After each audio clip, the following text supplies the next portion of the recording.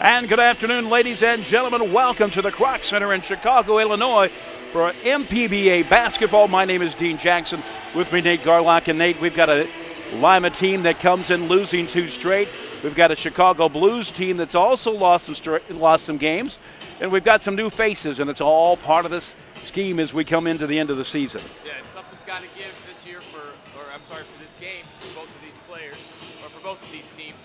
But right now we're coming to we're coming to the home stretch here of the season. We got about a month left to go, and these teams really need to find their rhythm and find a way to kind of get themselves out of the funk that they've gotten themselves into here the last couple of games. Last time these teams met was a pretty thrilling game, going down to the wire with Lima mounting a pretty impressive comeback.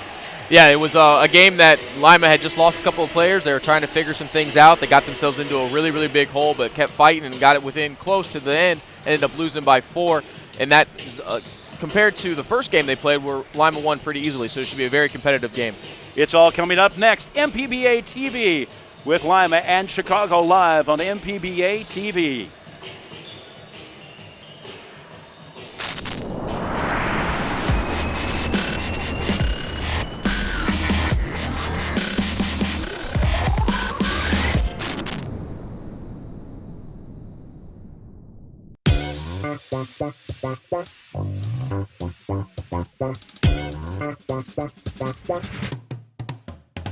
Three, two, one.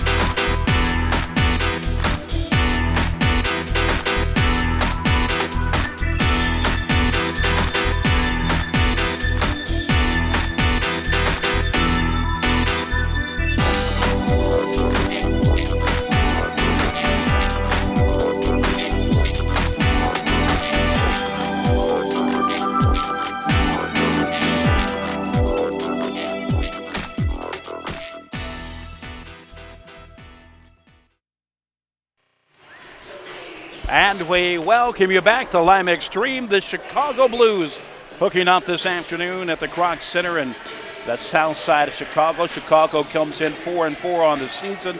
Lima 3-4. Lima 3 games back of the league leaders. Chicago 2.5 games back. And Nate, we talked about it in the pregame, but this is crunch time right now as these teams get ready for the playoffs. Yeah, we're coming towards the end of the season here. We got about a month to go, and every game's going to be important when it comes to the playoff seedings and everybody wanting to get into the tournament here at the end of the season. One of a couple games on tap for this afternoon. We've got the Champaign Swarm going on right now, and a game getting played in St. Louis versus the River Sharks, and the Pontiac 66ers taking on the Gateway Storm. Both of those games going on at the Emerson Performance Center at HSSU. But the game we have today, Lima comes in, 3 new faces on the roster for the Express. Yeah, one is a familiar face in Jody Hill. He was actually with the team right before the season began, but ended up signing a contract to play overseas in Iraq. His season ended, so he came back and he rejoined the Express. They've also added Wesley Hinton, a 6'8" forward out of Troy University, and Derek Tate, a 6'5" guard out of UNOH. Both those players I know real excited. Coach Anderson's very excited to have on his team, and Mark Anderson's expecting a lot out of them, and it's going to be important for the Express here in this last month to find a way to get all 3 of those players involved in gelling and working together, because they were playing very good basketball before they lost a couple of players overseas, and so now it's time to get some of these new players in and get ready for this stretch run. And Chicago, the Blues have a new player in their lineup as well. Darren Johnson, a 6'3" guard from Southern Arkansas, comes in at 205 pounds. And I had a chance to talk with the coaching staff, and they said he's likely to play today depending on the situation. He can run the court well, and he can put it in the basket, and those translate to a good thing for a team that has him in the lineup. Yeah, and just like we were talking about with the Express players, the Blues are going to need to bring him into the fold, and they're expecting big things from him. And then when you sign people this late into the season, you're not bringing them in to sit the bench. They're expecting some output, and they're hoping that they can help them translate to some W's. We do have the starters. First for the visitors for the Lima Express, Johnny Elliott, a 6-foot even guard from the University of Northwest Ohio, weighs 185 pounds, averaging 15.5 points a game. Aaron Cross from Northwest Ohio as well. He's a 6'7" forward, comes in at 215. He's averaging 4.5 points a game, pulling down 2.5 rebounds as well, but hasn't seen a lot of playing time, or at least not consistent playing time, so we're going to expect him to see some more action today and boost those numbers. Corey Ballard, of course, leading scorer on this Lima team, 26.3 points a game, pulling down 5.8 rebounds a contest. In a start for David Atkinson, the 6'5" forward from Salem International for Lima, 8.8 points a game, and he comes in with just about 6 rebounds a contest. Kyle Meyer at 6'6", a guard from Ohio Northern. He weighs 215 pounds. So it's Elliott, Cross, Atkinson, and Meyer for Lima. For the Blues, Jameel Adams, a guard from Robert Morris. He's averaging 17 points a game. Al Rapier, he's a forward guard swingman at 6'7". I'm going to guess he's going to play a little bit more of the post at 6'7", 220 pounds, averages 14 points a game. Ron Patton, a forward from Wisconsin Whitewater at 6'7", averages 12 points a game. Sharon Collins will also come in. He's averaging 15 points a game, playing forward. And Antoine Ware, a forward at 6'6", 260 pounds from Tuskegee, 11 points for him. So Chicago has 5 players, all averaging double digits. Lima's got Meyer that's averaging 22.2 and Ballard with 26. So the arrow points to Chicago in terms of points per game scoring. They average, coming into this game, 111. Lima comes in averaging 110. Lima giving up 108 per contest. Chicago giving up 114 points per contest. We'll take this timeout. We will return for the tip. This is MPBA basketball on MPBA TV.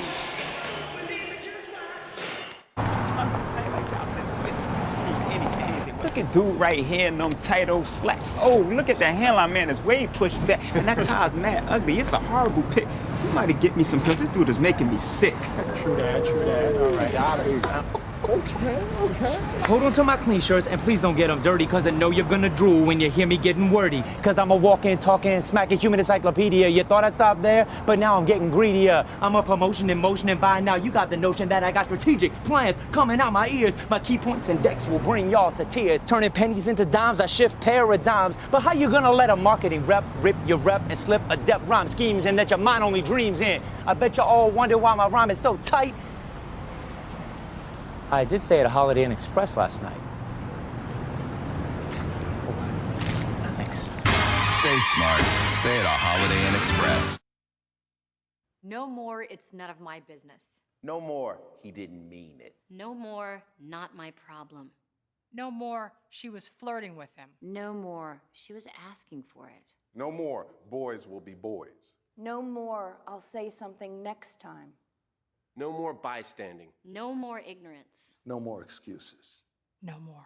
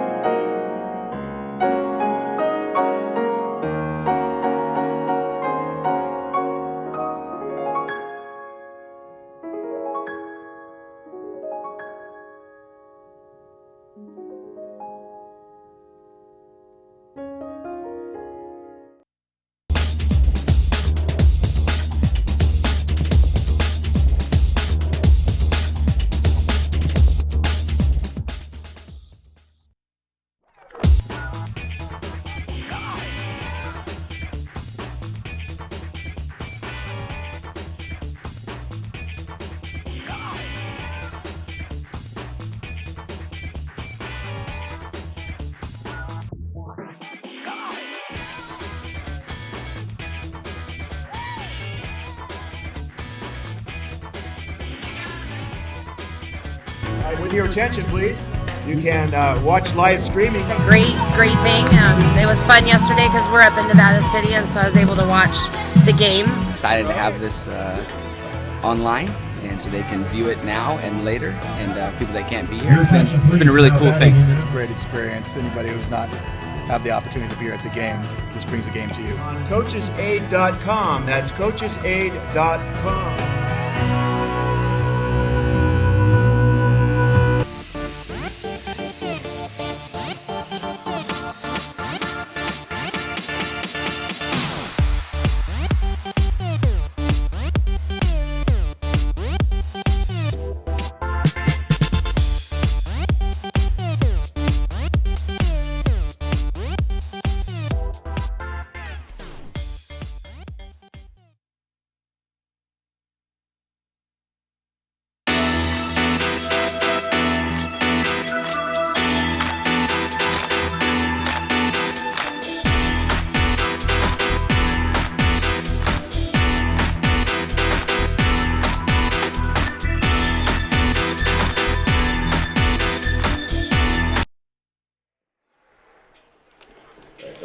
And we welcome you back, going through the starting lineups.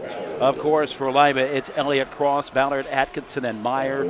For Chicago, for the Blues, Adams, Rapier, Patton, Collins, and Ware. Lima, coached by Mark Anderson, in his third season, has an overall record of 21-22. Rick Pryor in his second season, 8-20 overall. Assistants for Lima, Joel Renner, Jordan Swift, Mark Bond, and Malachi Ward. For the Chicago Blues, James Fleming, Tony Ramos, and Stan McClelland. And we are about ready to get underway. Lima's played 7 games this season. They're 3 games behind Windy City. Chicago, the Blues, have played 8 games, and they're 2.5 games behind Windy City. And I refer to them as Chicago, but then I say the Blues, of course, because that's their name. But there's another team that plays in Chicago. That's the Windy City Groove, and they share this facility. In fact, we've got some of those officials for the team here helping with some game day things going on. And we're still going through the starting lineups. The Carolina Blue fitting, of course, for the Chicago Blues as they take the court. Lima in solid red with white piping and black down the side. Aaron Cross at 6'7", and Kyle Meyer providing some height for the Express. 3 players at 6'6" or above for the Blues. Rapier, Patton, and Ware. And we are just about to get underway. Of course, games around the league today. Champaign at St. Louis. Pontiac at Gateway. The Blues will be back in action Wednesday night at Champaign. The game played at Parkland College. And Lima will have a 2-game set this weekend, a rare double dip for the Express at home as they host Windy City Saturday at a 5:05 start Lima time. A 3:05 start Sunday afternoon for the Express as they host the Groove a second time for that contest. So a nice little road trip for the Groove. And we are set to tee it up. It's going to be Patton going up against David Atkinson. 6'5" Atkinson. And Lima controls it, brings it across. Atkinson deals it off to Johnny Elliott, who brings it up top of the key, backpedals a little bit. Less than 10 seconds gone here in the first quarter. Cody Ballard deals it off after getting it off to Meyer, spins around looking at a triple team. We've got a foul underneath. Oh, I'm sorry, a 3-second violation. It's going to be interesting early on here to see how the Express gets going. They haven't played in 15 days, a little bit of a layoff. See if there's a little bit of rust in their game here in the early going. Collins deals it off on the wing. And we already have a new player in the lineup, Jarrell Thomas. A late addition to the lineup. Patton with the basket. First points of the game as the Blues take the 2-0 lead. So Jarrell Thomas, a late addition.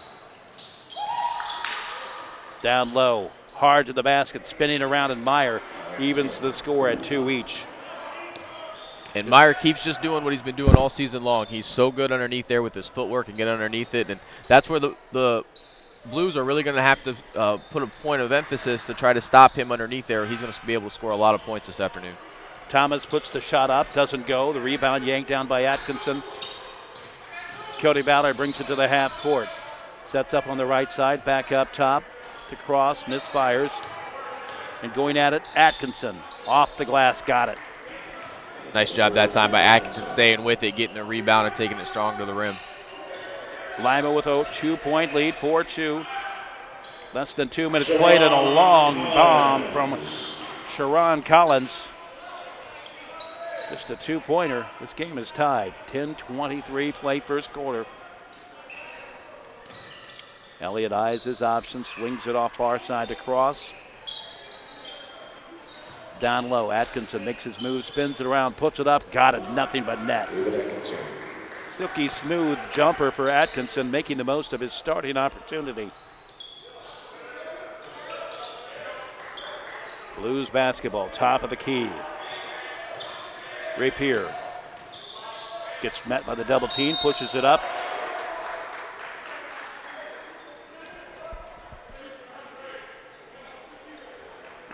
Rapier will go to the line. Nice job of Rapier there working in the lane, trying to get to the rim, making something happen, and got the express off balance there just a little bit, caused a foul to get him into the line. So Rapier goes to the line. Rapier goes to the line, a 64% shooter on the season, 64.9. That one is up and misses. Before that shot, he was 24 of 37 on the season. Another one on the way. The foul, by the way, goes to Aaron Cross, his first. Second shot is good, and we've got a 1-point game. And they're still going to, they finally get it up on the scoreboard. Under 10 minutes to play. Lima basketball, swings it off. Ballard sets it up on the wing, pulls up just inside 3 and buries it. Nice job by Ballard that time, making something happen, create a little bit of space, and that was all he needed to make that bucket go down. 3-point lead for Lima, biggest of the game for the Express. Deals it underneath, puts it up, no good. Ware doesn't get it to drop. Elliott fires inside, and it's going to go off of Chicago. The Blues aren't a great team at getting back in defense in the transition. Would have liked to see Lima push that ball a little bit more, see if they couldn't make something happen, try to make an easy bucket. Instead, Elliott decided to pull it out and see if he couldn't find somebody cutting to the rim, and they weren't able to handle a pass down low there, but they got it back, and let's see if they can't get something going now. Quick in. The hook shot, no good. And the rebound, battling for it. Lima comes up with it. Ballard circles the wagons, top of the key. Deals it off to Elliott. He'll square away from 3. Got it. Nice ball movement that time by Lima, getting things around. Find Johnny open on the perimeter. Is able to make the open 3-pointer. It's a 6-point contest. 11-5, 8:53 to play in the first quarter. Hard to the baseline. Gets stopped. The basket drops. And there's a foul. A little late getting over there trying to close out. Got most of his body into the offensive player going to the rim there, and he couldn't get himself going straight up and down. He was able to convert. Now a chance for the and one. Thomas goes to the line, 87.5% free throw shooter on the season. And, you know, I like that play by Atkinson. Even though he got the foul, it was a tough, smart play. Shot is up and good. And if you're a coach, you can't fault him for picking up a foul in a situation like that. Just tough play for Atkinson. Lima on the half court, swings it off to Ballard, guarded tightly. Atkinson tries to come into the baseline. Kind of a second option shot, and he gets it to drop. He's got 6. 13-8 to score. From outside, Collins drained the 3. And it's 13-11. He's such a good jump shooter. You don't want to leave him open too often. He can create his space, but if he's got a little bit of room, he has no fear trying to pull up for that jumper and draining it. Ballard will take the three, and it is raining threes this afternoon. 5 points now for Ballard. Collins will pull up at least a foot and a half behind the line. He's got 8 points now, and we've got a 16-14 game. They got to get out on him. He's such a good shooter, and he is not afraid to take any shot in the gym. They can't leave him that much space. To the baseline, deals it up to Elliott. The three coming, misfires, and it'll be a Chicago basketball.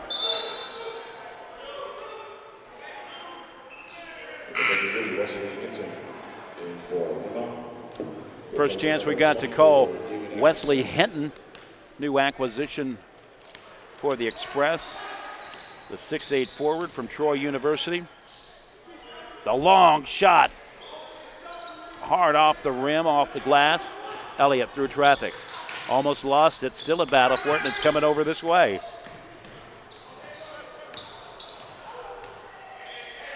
Collins underneath gets it stripped from Ware. Lima basketball. 2-point lead for Lima, 16-14, 7 minutes left to play in the first quarter. Hinton brings it into Elliott.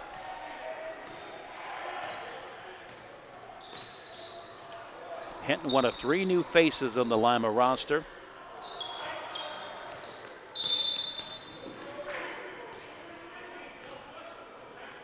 And we got a foul. Antoine Ware picks up his first foul. That is number 1. Where that time looked like he was trying to fight through that screen, see if he couldn't get around Kyle Meyer, but just like that, he got his hand on him, extended a little bit, pushed him, and was able to pick up the foul. Lima coughs it up on the wing. Thomas back up top to Collins. Tries to come downtown, deals it off to the wide open shooter. No good, misfires. Patton looked dead on with that shot, but couldn't make the connection. Now Cross from outside, hits the front of the rim. Collins comes the other way. And did you see Thomas setting up way outside? Thought better of it. Ballard zigzagging his way up top. Gives it off to Meyer. Back to Ballard. He'll pull up from 3. That one misfires. Both teams are in a little rush right now, exchanging shots. They need to slow it down a little bit, see if they can't get some better looks at the basket. Into the paint. Thomas forces up the shot. No good. The rebound from Kyle Meyer. 2-point lead for Lima, 16-14, 5:33 to play in the first quarter. Meyer, the hook shot, the baby J goes. It seems like we're calling that combination a lot in all the Lima games, and Ballard to Meyer underneath there, and that's what they do so well. It's nice to see some other people getting involved here early going for Lima, though. They need more people than just Meyer and Ballard to be able to win today. Collins trying to bully his way inside. Gets double teamed, almost throws it away. Patton puts it up and found the net. Nice job that time by Collins, staying with it. He had the double team. He fought through it though. Found the open man in the lane for the easy basket. Another jumper for Meyer. He's got 6 points now. A 4-point lead for Lima. Their lead has been as big as 6. Chicago's biggest lead is 2, and that came in the first minute of the game. Works it inside. The reverse layup up and good for Gray Pier. He's now got 3. Great look that time by Ware. Found his man cut and was able to get the pass through the lane there clean. They were able to get the easy basket out of it. 2-point game. Meyer deals it off to Hinton. The fadeaway, nope. Rebound comes down to Collins. Collins looks off to the right side to Thomas. Thomas lowers the shoulder, comes to the baseline, thinks better of it, and swiped by Lima. Meyer, one-on-one, deals it off to Elliott. He waits, puts it up off glass. Nice job on the defensive end that time by Lima. Stayed with it, was able to force a turnover, ran the floor, and Elliott was patient. Instead of trying to force something, he let the defender fly by and made the easy layup. Into the paint.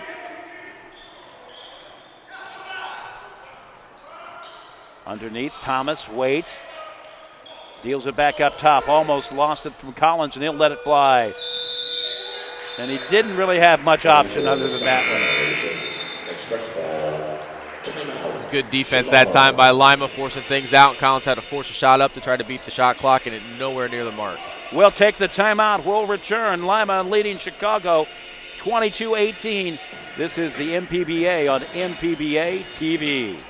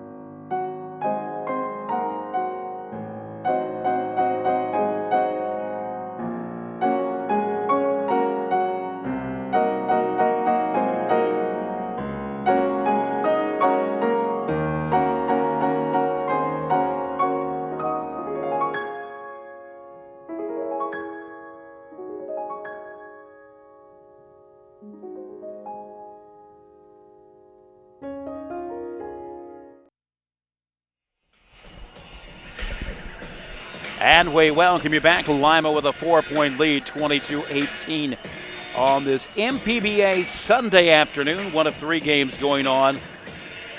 Pontiac at St. Louis. I'm sorry, that's next week's games, next Sunday's game. Champaign is at St. Louis, and Pontiac is at Gateway. Well, they're the same location. They're just not playing the teams that I was going to tell you that they were playing for next week's game.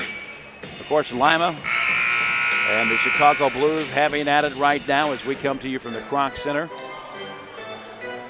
And both teams got off to quick starts there in the first quarter, changing buckets, making 3-pointers. And then they got hit a little bit of a lull there where it seemed like they were forcing things up and rushing it. So let's see coming out of the timeout if they slow some things down, see if they can't get some better looks at the ball, get the ball moving a little bit, see if they can't stretch the defense for both these teams, try to find some lanes to the brim. And let's see how soon before they get somebody on Sharon Collins, who's been shooting almost at will. Elliott to the half court. Have a timeout on the court. Okay, so we're going to reset the shot clock somehow.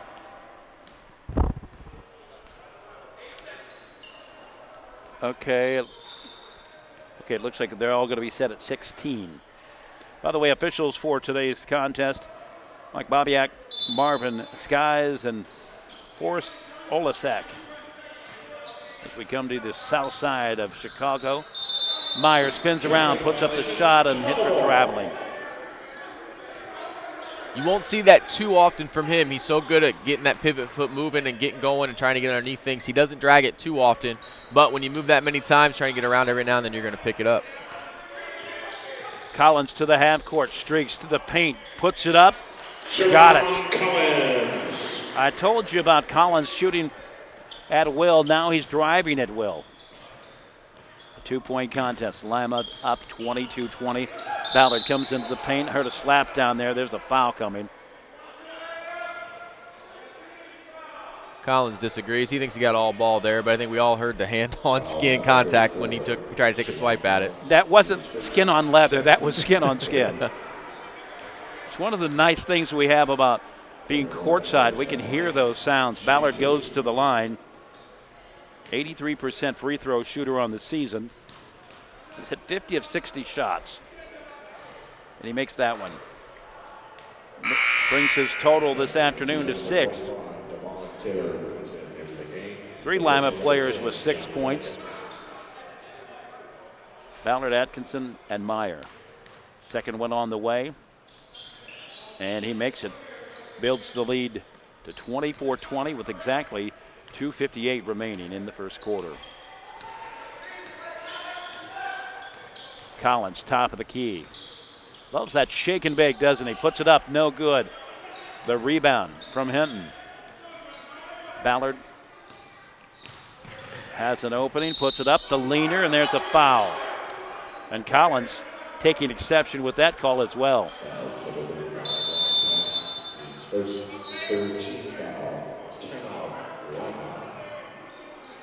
We'll take the timeout. Lima leads Chicago 24-20. This is MPBA TV. With your attention, please. You can watch live streaming. It's a great thing.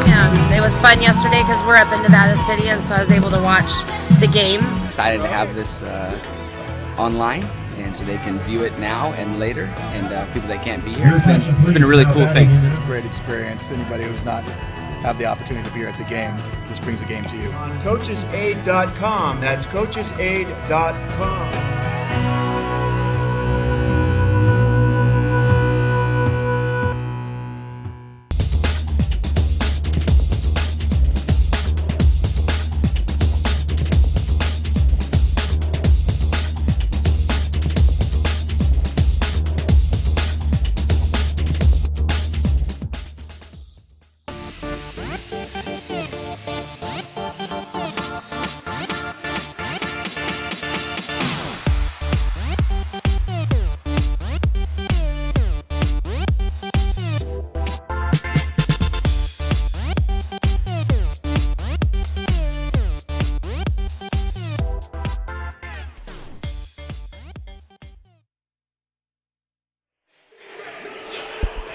And we welcome you back. Lima leading Chicago 24-20. Dean Jackson along with Nate Garlock on MPBA TV. Nate, a quick tempo game, and surprisingly, we've only had 5 fouls between these two teams. Not something normally you'd see from an up-tempo game. No, both teams have done a nice job of getting the ball up and down the floor, trying to see if they can't create some shots.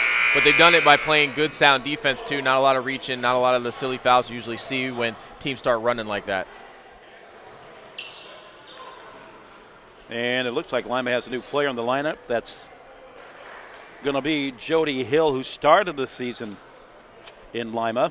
Also looks like Derek Tate checked in as well, so now all 3 new faces for Lima Express are in the lineup right now. Of course, Jody Hill had started the season in Lima, at least the preseason, and went to play in, of all places, Iraq. Baghdad, Iraq. Shot is up and good from Corey Ballard. He's 3 for 3 at the line this afternoon. He's got 7 points. Another one coming. That one is good, too. And Lima back up to their biggest lead of the game at 6. Chicago had a 2-point lead early in the contest on the first possession. Well, their first possession.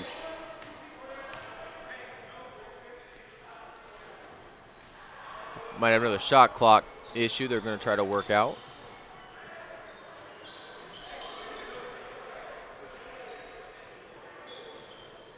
Tell you one thing, as we saw a few weeks ago when Lima was taking on,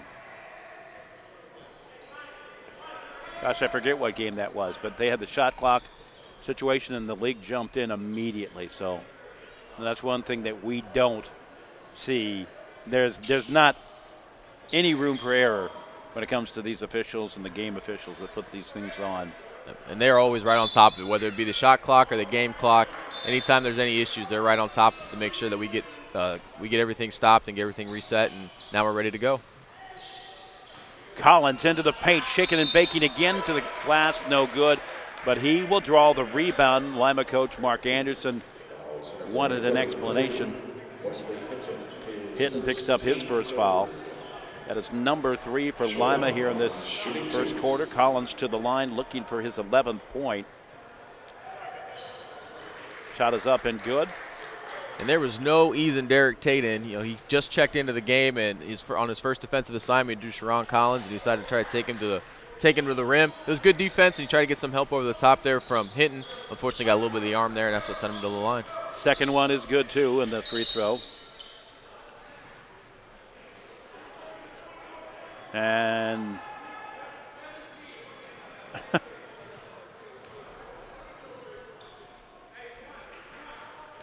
think it's another shot clock. I think it's just having a little bit of hard time get going. That's what my guess was, too, because they kept looking over there, but then we got a person standing up on the scorer's table. Not on the table, but behind the table. Up and good. Nice job by Cody Ballard that time. Defense fell asleep a little bit for the Blues, and he found Jody Hill underneath. Lima was a little slow that time in the transition defense. The Blues are able to take advantage of it. And now you got Tramel Adams going to the line, see if he can't convert this and one. An 82% free throw shooter this season, up and good. So he has 3 points now. 3-point lead, 28-25, 2:05 remaining in the first quarter. 2 minutes. 2 minutes in the quarter. Sky into the basket. Ballard knocks it down. He's got 13. Nice first step that time. Left his defender sitting on the side. He was able to take it all the way to the rim. Shot goes up, does not drop. New player lineup for Lima as well.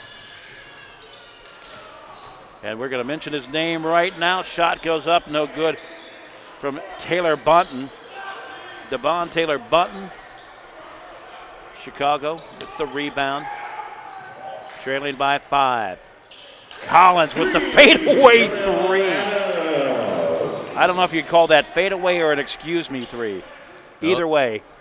Tramel Adams is their leading scorer for a reason. He has a great shot, great game being able to pull up and create, and that time he decided to do it with a little bit of a fall away, even though he was already about 20 feet from the rim. Tate with the basket, his first of the game. Back up to a 4-point lead for Lima. Collins lost it, but Chicago gets it back, and there is a foul in the collision.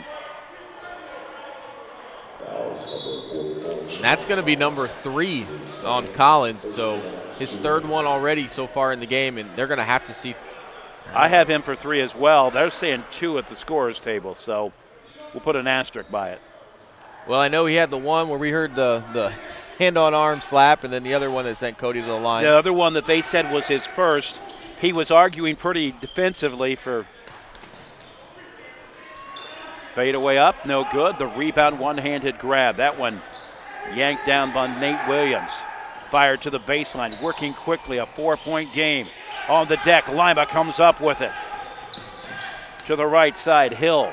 He'll square away, gets it rejected, gets it back. Into the paint he goes. And ripped from his hands. Opposite side, the fadeaway, no good. We're seeing a lot of fadeaways. Ryan Jackson put that one up. Lima, opposite side, Hinton.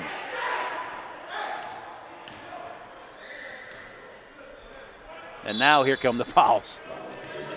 Well, in that time, Tramel Adams trying to get in the way of Hinton, who was looking to drive and kept his feet moving, so got called with the block on that time.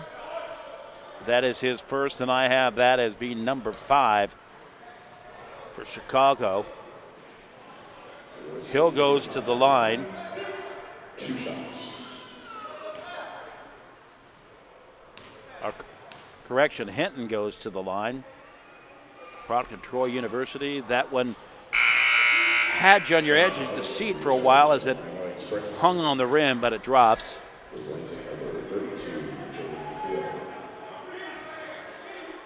33-28, 21.1 seconds remaining in the first quarter. Shot clock is turned off. Leans into the shot, got it. Hinton has 2 points. Back up to a 6-point lead for Lima. Ryan Jackson brings it across. Backside towards the basket, guarding the basketball. 8 seconds, 7, 6. Trying to work free. He's got 3 seconds, has an opening, and there'll be a foul at the high post. And looks like it's going to go to Elliott. Elliott had just checked back in the game, too, so Mark Anderson's not going to be too happy with Elliott coming back in and picking up that quick foul here at the end of the first quarter. Ryan Jackson to the line, 1 plus the penalty for 2 shots. So Jackson to the line, of 81.6% free throw shooter. Just about everybody in both these lineups is a good free throw shooter. They blew the whistle.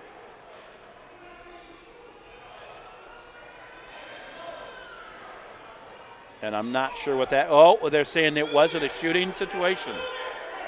They're saying that the foul happened on the floor there. A very important distinction.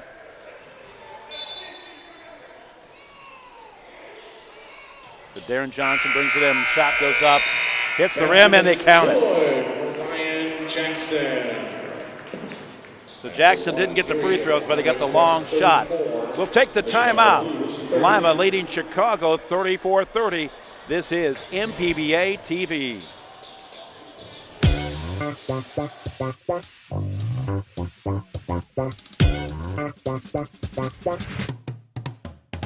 Three, two, one.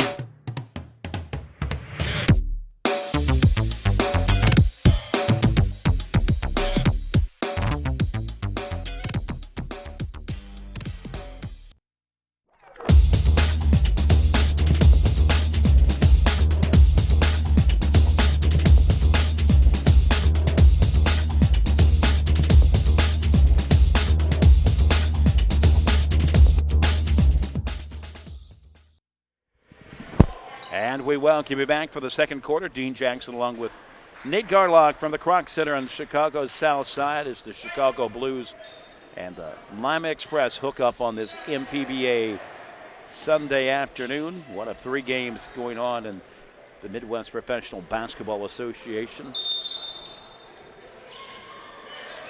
You know, it was a good first quarter by both teams, at least on the offensive side of things. Both coaches have to be happy with what they saw. In the second quarter, though, they're going to need to pick up the defensive pressure a little bit, see if they can't hold some of the scoring down. Adams puts up the shot, misses. Lima on the spot. Elliott swings it off to Ballard. Ballard met by the double team. Elliott all alone, puts the shot up, and he buried it. Elliott now has 8, a 7-point lead, biggest of the game for Lima. Working it to the basket, gets it, rejected, scramble for it. Lima has it, and still another scramble, and we've got a foul. Take your pick. Looks like it's going to go on Tramil Adams, though.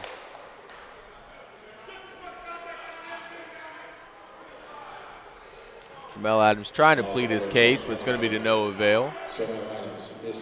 Chicago coach Rick Pryor not pleased with that call, as you might imagine.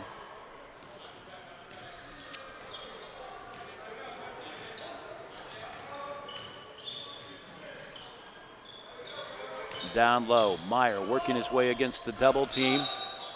And there is 3 seconds. 3-second violation. Defensive 3 seconds. Oh, defensive 3 seconds. So there's a technical which will send Corey Ballard to the line where he is 4 for 4 tonight. We'll make that 5 of 5 now. They got 14 points and Lima gets the basketball back.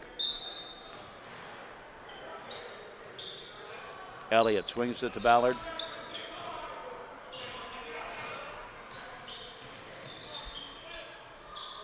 Down to Meyer. Spins it around, pushes it up, got it. Nothing but net. And that's a shot that he'll practice over and over and over again in warm-ups. That quick little drop step, kind of push shot. He's so good at it. It's definitely by design. Offensive foul. So Adams now has 3. Too quickly here in this quarter. And we haven't even played a minute and a half. He's going to come out with 3 fouls, but replacing him is going to be Collins, who has 3 fouls of his own. They're kind of the same body, actually. Tramel Adams, 6 foot even. Collins 6 foot even in travel. So for the lack of calls, or the as few calls as we got in the first quarter, we're getting them all now in this span of the game. Seems like we gave him the traditional broadcaster jinx on that one. 10-point lead, biggest of the game for Lima, 40-30. Chicago basketball squaring around. Johnson puts it up, no good. Rebound hauled down by Hinton. Ballard to the paint, or I'm just outside the paint, got it. And Ballard now has 16 points. And by my rough tally, the only player, or correction, 2 players in double digits. We'll talk about that in a moment. Long shot misses from Ryan Jackson. And quickly on the return, takes it to the hole and still finds its way in. Taylor Button, 2 points now. A 14-point game. Lima turning on the gas. Short little layup underneath. Nate Williams has 2 now. Nice job by Williams that time. Collins was getting double teamed, and he was able to sneak behind, hitting there on the baseline to be able to get to the rim. Short little jumper again. Meyer making hay inside the paint with those short little jumpers. 14-point lead. It seems like everything Lima's doing right now is working for them. They're having success in every aspect of the game. And before we start talking about leads, of course, Lima was able to make a comeback a few weeks ago against the basket, Ryan Jackson. Jackson gets it to Paul. Lima scored a big comeback by more than this, so Chicago certainly could do the same. And we've seen it all season long that leads are quickly evaporated. So Jackson goes to the line. He's got 4 points so far. An 82% free throw shooter on the season. First shot this afternoon.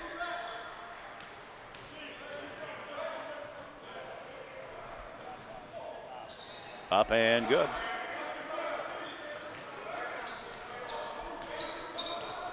Down to an 11-point game, 46-35. Ballard on the pivot, steps back, puts one up, and I didn't think there was any way that was going to go. Not at all, but that was a great step back there to create some space from Collins. He was able to knock it down with a ton of confidence in his shot right now. Collins into the paint, loses it, draws the foul.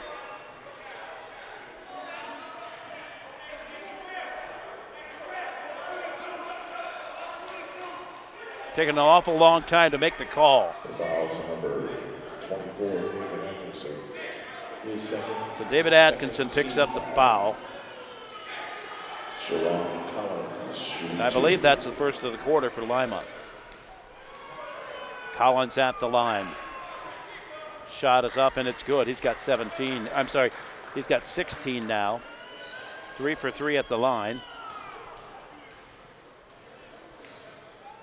He makes the second one, cuts the lead down to 11. Cuts the lead down to 12. Collins is having a big first half, but the Blues are going to have to get some other people involved. They're going to need to get some scoring from somebody other than him if they're going to want to get back in this game. Ballard gets it rejected. Jackson through traffic, off to Collins. He'll pull up from 3. The fadeaway no good, and trying to maybe get a call there. Just maybe just a little bit. Meyer, the no look to Taylor Button, who delivers. Great job that time by Meyer and Button. Meyer to see his teammate cutting and get open, trying to get open there in the lane, and Meyer was able to find a seam. Button was able to finish for him on the other end. Ryan Jackson loses it on the baseline, on the sideline, gets it back into the paint, puts it up. Chicago at it again, up and good. That one will drop. Shakir Johnson. Shakir Johnson in the game connects on that one. And all kinds of congestion and confusion underneath the paint.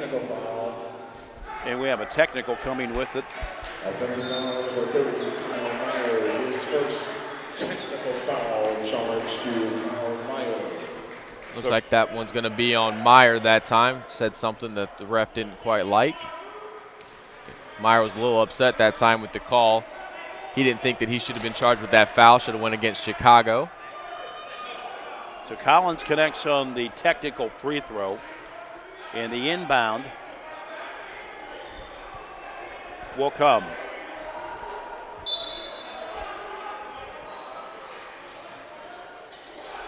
Underneath, spins it around. Johnson puts it up and got it. Johnson scoring. The foul's on number 25. Johnson's done a nice job since he came in to give the Blues a little bit of a spark underneath. He's been able to get to the rim, been able to put the Express on their heels a little bit. Doesn't seem like anybody's having a ton of success trying to guard him right now. Devon Taylor Button picked up the foul. That is his second. Team's third of the quarter into the line. Shakir Johnson taking just 4 free throws this season, up and good. He's now got 5 points. And just like that, what was, I believe, was almost a 16-point lead is just down to 7.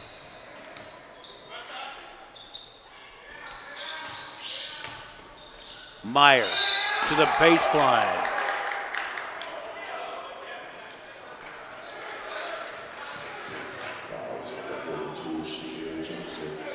Shakir Johnson, his plus minus isn't doing real well right now. Shakir Johnson's, as he got the foul. That is his second, or that's his first. And he knew it too as soon as he went in. Meyer got him a little out of position, was able to spin quickly back to the baseline, and that left him trailing just a little bit. He tried to get the shot blocked, but got his body into Kyle, and that's what sent him to the free throw line. Meyer is 64% free throw shooter. The one-handed shot misfires. It's a 7-point game right now. Up and good. He's got 11 points. To the half court, Collins. Deals it off. Almost nobody there. Deals it to Jackson.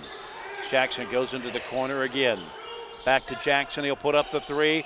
Off target. The rebound comes down to Hill. Hill will work his way, and Johnson will get the points.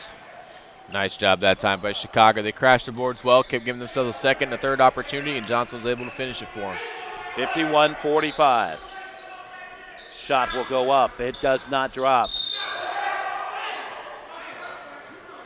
Foul underneath. Meyer will go to the line.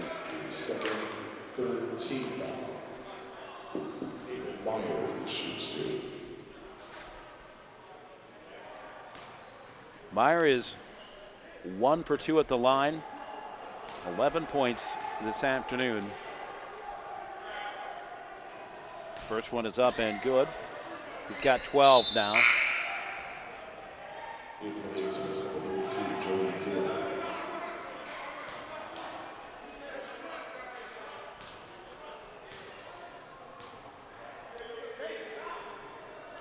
Pushes it up, and he literally pushes it up. He's now got 13. An 8-point game, 53-45. Chicago with the basketball. And we're not. The look of confusion from the officials wasn't exactly reassuring, was it? No, I think neither one of them had a great angle on that one, and they both were a little unsure as to who the ball went out on. So I believe, are they going to call it jump ball since they couldn't determine possession? A rare jump ball. Well, rare jump ball after the opening tip. Which is the right call. I like it. You know, instead of guessing and giving a possession to a team that maybe didn't deserve that possession, you know, both refs looked at each other, they talked about it, said they couldn't see it, so this is how they're going to determine the possession. So Elliott will go up against Ryan Jackson. Elliott surrendering 2 inches. Lima gets it. Ballard quick fires. Yanked down by Jakeem Hill. And he will deal it off. Hill into the paint. Lays it up and good. No doubt about that one. He's got 2. He's a nice player for Chicago. He's very long, has a nice wingspan. You know, looked like Jordy Hill was going to be able to get in behind him. So Ballard tried to find him. But with that length of his, he was able to snatch the ball there and go coast to coast to finish it for the basket. Working it to the hole, Jackson. He's got 7, and he will go to the line. Meyer picks up the foul. That is his second, number 4 for Lima in this quarter. And by the way, in the midst of a 12-5 run that Chicago was pushing,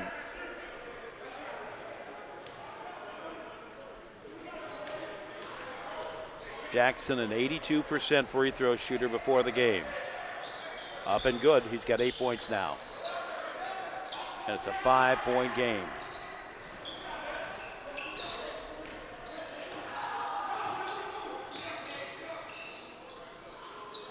Softly into Atkinson, works his way into the paint. Will put it up, no good, misfires, knocked out of bounds, and Chicago gets it.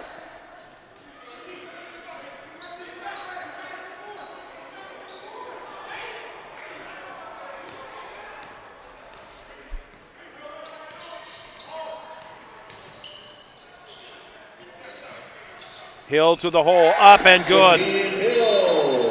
And Lima does not have an answer, but they will take the timeout. We will take the timeout as well. A 3-point game. Lima leading Chicago 55-52. This is MPBA TV.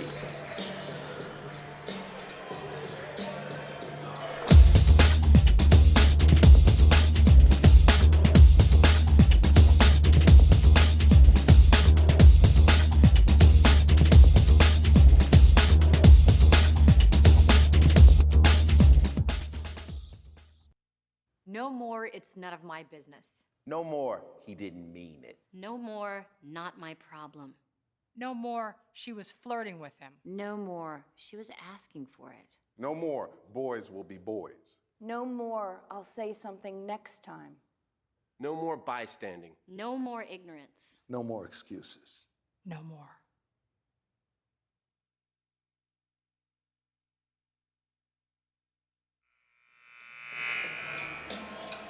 And we welcome you back. Chicago in the midst of a 15-5 run. They trail by just 3 as Lima calls a timeout. Lima has not had an answer for Chicago, and Chicago really is scoring virtually at will. And unlike early in this game, when seemed like it was Collins who was really kind of scoring, being able to find his shot, getting to the rim. I believe he was up to 16 points early on here.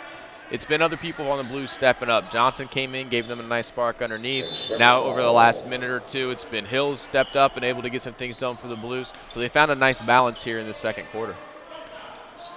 Ballard, top of the key, into the corner. The fadeaway, no good. Jody Hill leans away, doesn't get it. Opposite side, shot up and good. Ryan Jackson. And that was a three-pointer. He's now got 11. 3-point goal, Ryan Jackson. There's a little discussion there between the refs. I wanted to make sure they got it right. It was close to being a 2. They both settled on a 3. Now we got a tie game. 5:24 remaining in the first half. Elliott hard into the paint, off glass, got it. Nice job by Elliott that time. That was a tough basket. The lane was clogged. We found a seam. He was able to take advantage of it and get the layup. Collins on the wing. Inches his way towards the baseline, deals it off and skims out of bounds. Express ball. Lima gets it back. On the ball. 9 seconds to shoot. 9 seconds to shoot. So not only do we have the discrepancy between what they're supposed to be, the clock also has a 1 second discrepancy between the shot clocks. Up and good. That's a 3, Jakeem Hill. 3 points for Hill. He now has 7. And a 1-point lead for Chicago. The ball's number 24, Jakeem Hill, his first team 4th. Chicago now in the middle of a 21-7 run. Hill puts it up, no good. The putback up and good by Derek Tate. He now has 4. Nice strong rebound by Tate that time. Went up strong, was able to convert. From the corner, no good. The rebound, yanking it down, is Hinton. Ballard changes directions. He wants Hinton to come out. Into the corner. On the wing right, Ballard thought about it for a moment, gives it up to Hinton, who will put up the shot and buried it just as the buzzer was sounded. Nice, pretty shot by Hinton that time. Even with the shot clock running down, he didn't rush it. Got a nice, smooth shot off. 3-point lead for Lima, 61-58. Under 4 minutes to play in the first half. Thomas deals it inside, spin around, no good from Johnson. Ballard yanks it down to the half court. He'll put it up from 12, no. The rebound, Chicago. Collins into the paint, looks, puts it up, got it. Collins now has 20 by my unofficial tally. Lima leading by 1, 61-60. 3:10 remaining in the half. Hard to the basket, up, no good. Derek Tate wanted the foul called. Collins lost it. Chicago on the wing. Inside, Johnson, outside. Shot goes up, no good. Collins will bring it down. He'll put up the long three and drew the foul, and I'm not so certain he wasn't just trying to draw the foul with that shot.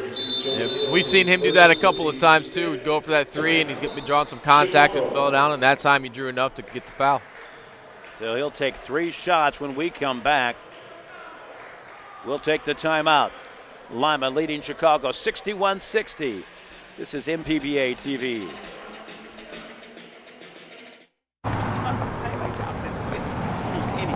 Look at dude right here in them tight old slacks. Oh, look at that hairline, man. It's way pushed back. And that tie's mad ugly. It's a horrible pick. Somebody get me some pills. This dude is making me sick. True that, true that. All right, got it. Okay. Hold on to my clean shirts and please don't get them dirty, cause I know you're gonna drool when you hear me getting wordy. Cause I'm a walking, talking, smacking human encyclopedia. You thought I'd stop there, but now I'm getting greedier. I'm a promotion in motion, and by now you got the notion that I got strategic plans coming out my ears. My key points and decks will bring y'all to tears. Turning pennies into dimes, I shift paradigms. But how you gonna let a marketing rep rip your rep and slip adept rhyme schemes in that your mind only dreams in? I bet you all wonder why my rhyme is so tight. I did stay at a Holiday Inn Express last night. Thanks. Stay smart. Stay at a Holiday Inn Express.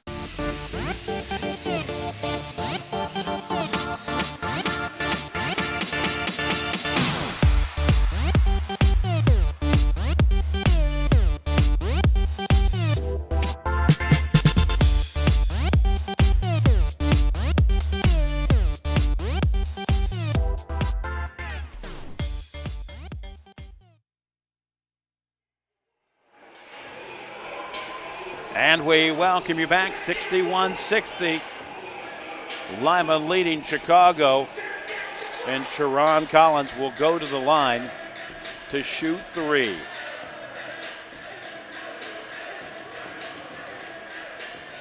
At one point, Chicago had reeled off a 21-7 run.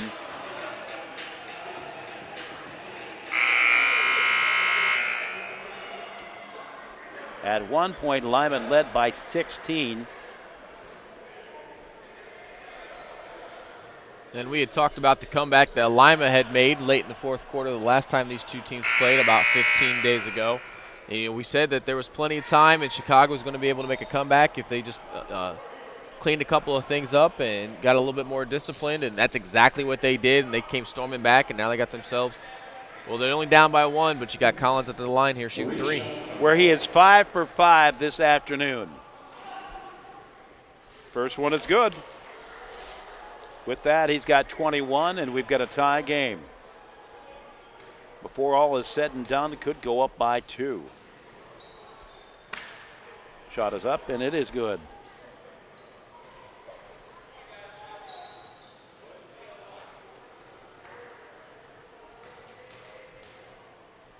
His third and final shot is good.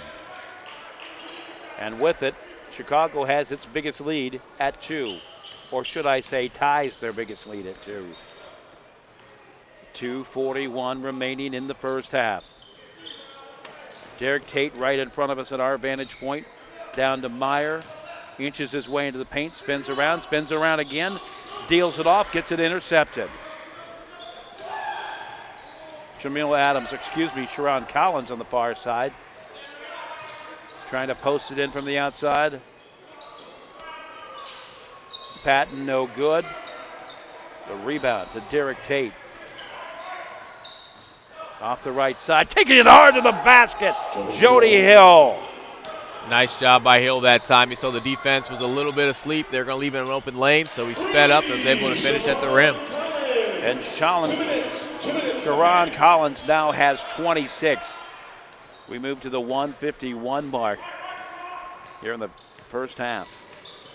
Elliott weaves his way into the paint, off to Meyer, who puts it up. And he is called for traveling. Chicago ball. And it's hard for him not to have traveled as congested as it was. Jakeem Hill. Lyman fell asleep a little bit that time. A couple of them were a little upset with that call, that traveling call. Chicago was a little bit quicker getting down the offensive end, and they took advantage of Lima being a little bit lazy on the defensive side of things. A 5-point lead. The shot knocked down by Hill. Now Jody Hill's heating up a little bit now for Lyman. That's good to see. Hill now has 4. 68-65. Dealt it off to Thomas, couldn't find the handle, and it gets kicked out of bounds. 1:11 remaining in the first half. 68-65. Chicago leading Lima.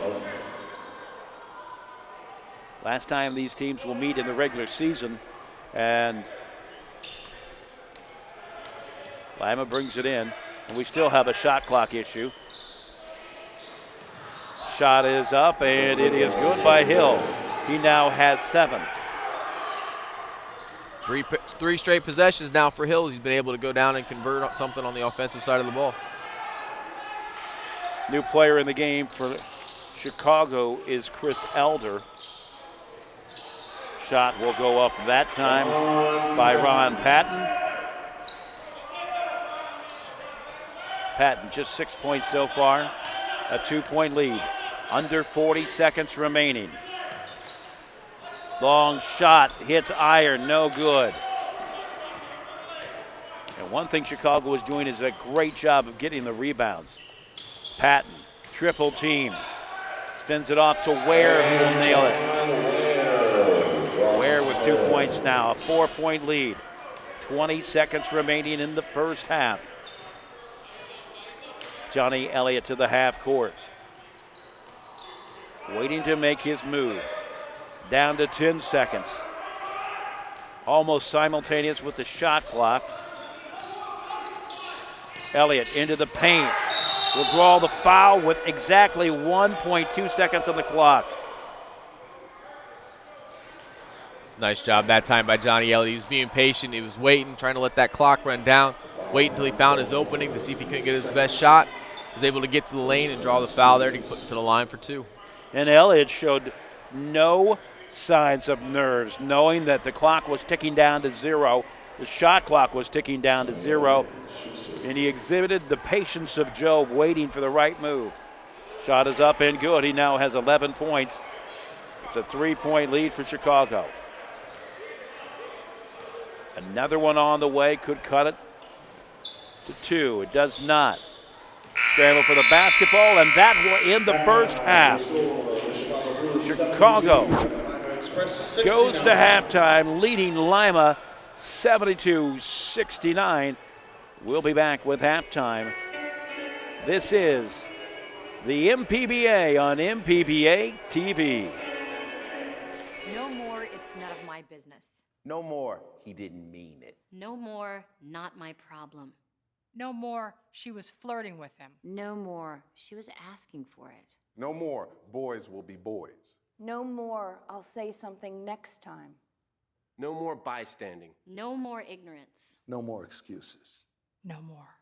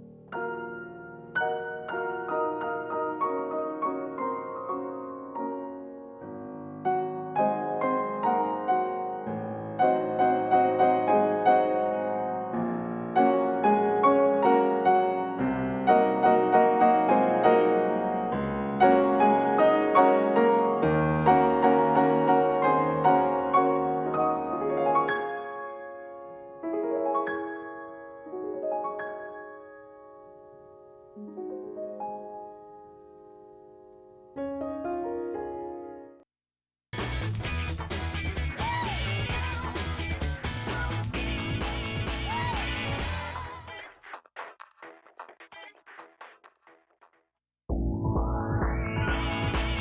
your attention, please.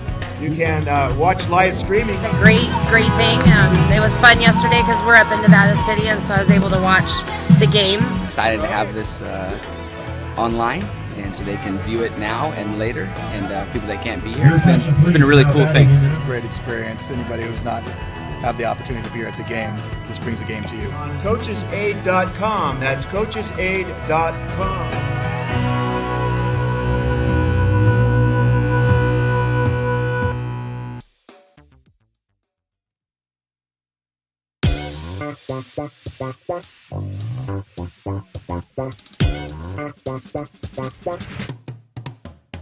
Three, two, one.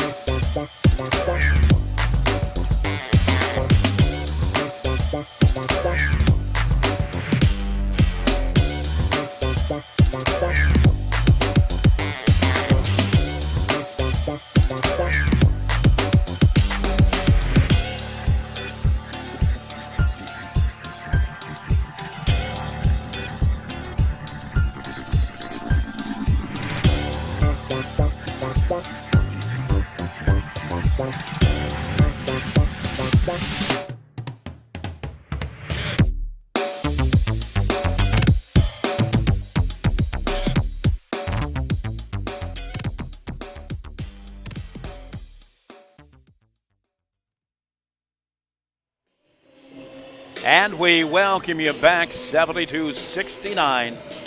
Chicago leading Lima's. At one point, Nate, we talked about that 21-7 run, and that's when I actually started tallying. It's probably even more than that because Lima was up at one point by 16. A 72-point half for Chicago, 42 points in the second quarter after getting started scoring 30. Lima pretty similar, 34 and 35 in the first two stanzas. Scoring goes like this for Lima: 11 points for Johnny Elliott. Aaron Cross has no points. He has one foul. Johnny Elliott has one foul too. I need to mention that. David Atkinson, who got started with a flash, scoring 6 points, did not score in the second quarter. He has 2 fouls. Kyle Meyer, 14 points overall, 2 fouls as well. And I don't want to say he necessarily got into foul trouble, but he got into some foul urgency. Meaning at some points in the game, and he had to come out. 5 points for Wesley Hinton. He's got 1 foul as well. Ballard has 19 points. Wesley Hinton has 5 points, and those are 5 big points. He also scored 2 at the line. He was 2 for 2 at the line. Jody Hill, another guy who came on strong in the second quarter where he scored all of his 7 points. Derek Tate has 4, and Devon Taylor Bunton has 4 points. And everybody but Ed Jenkins has played in this game for Lima. Only one player hasn't scored. Chicago scoring goes like this. Tramil Adams has 3 with 3 fouls. Al Rapier has 2. 6 points for Ron Patton. Sharon Collins, I have him for 26 points and 3 fouls. And some of those points, just saying what it is, some of those were by very carefully scripted animation after the shots.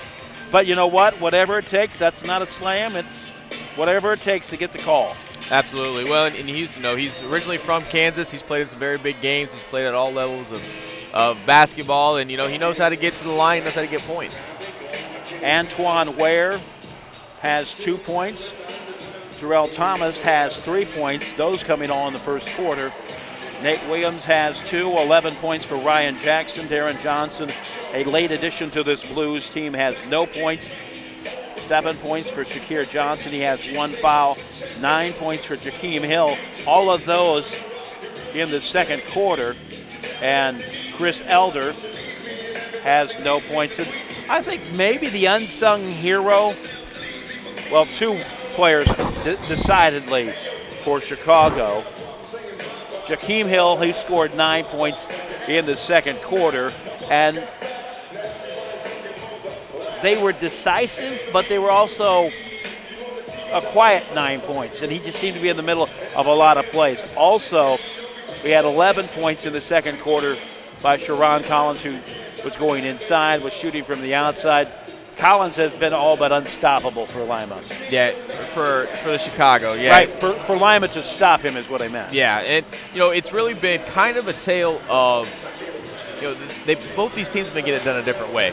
For Lima, it seems like it's been more of a team effort. I've been very impressed with how they've been able to get Hinton and Hill and Tate involved early. They've been giving them very solid minutes for being brand new to this team.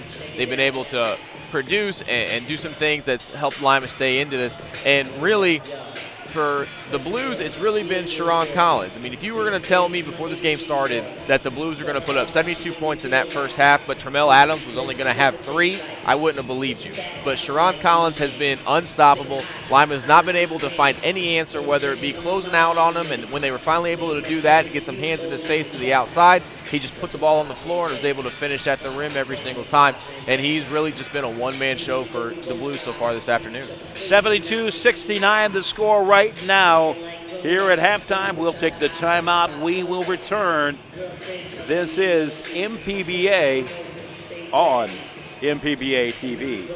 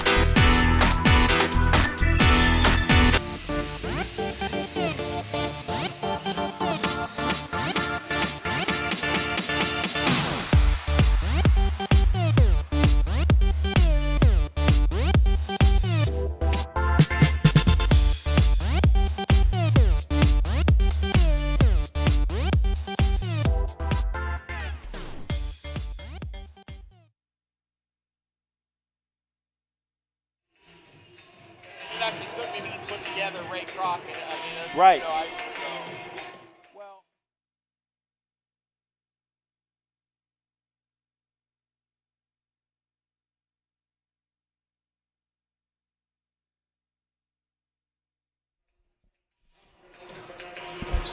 And we welcome you back, 72-69. Chicago leading Lima. Other games around the league, we will talk about those in a moment, but Nate, Lima gets off to a quick start. Chicago makes adjustments. What do you see happening here in the second half? Well, I think it's going to have to be a lot of the same. Lima's going to have to be able to come out and get off to a quick start. And same way with Chicago. Both these teams are doing a great job in transition. They were getting up and down the floor really quickly. But both these teams have got to find a way to make some sort of adjustment on the defensive side of things. They got to find a way to see if they can't get some of the scoring slowed down. Right now we're on pace to see 144 to 140 games. And that's not how you would like to see these games go. If you got to be one of the head coaches on either one of these teams, you're going to try to figure out a way to slow things down. For Lima, it seems pretty simple. Slow down Sharon Collins. See if you can't find a way to get the ball out of his hands and for him to not be able to make these easy shots. And for Chicago, they just got to try to find a way to clamp down on that D. Lima's done a nice job of getting out in transition, but they've also had a lot of half-court sets that they've been able to find success in. So Chicago's got to find a way to make sure that they've made some sort of adjustment. So when Lima's in those half-court sets, they're finding a way to get their hands in there, get some turnovers, and see if they can't get going the other way. Or a game that is a final from earlier this afternoon. Champaign 111. St. Louis, the Sharks 104.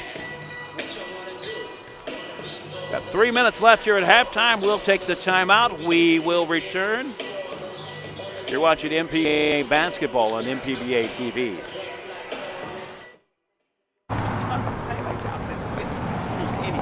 Look at dude right here in them tight old slacks. Oh, look at that hairline, man. It's way pushed back. And that tie's mad ugly. It's a horrible pick. Somebody get me some pills. This dude is making me sick. True that. All right. Got it. Okay. Hold on to my clean shirts and please don't get them dirty, cause I know you're gonna drool when you hear me getting wordy. Cause I'm a walking, talking, smacking human encyclopedia. You thought I'd stop there, but now I'm getting greedier. I'm a promotion in motion, and by now you got the notion that I got strategic plans coming out my ears. My key points and decks will bring y'all to tears. Turning pennies into dimes, I shift paradigms. But how you gonna let a marketing rep rip your rep and slip adept rhyme schemes in that your mind only dreams in? I bet you all wonder why my rhyme is so tight. I did stay at a Holiday Inn Express last night. Thanks. Stay smart. Stay at a Holiday Inn Express.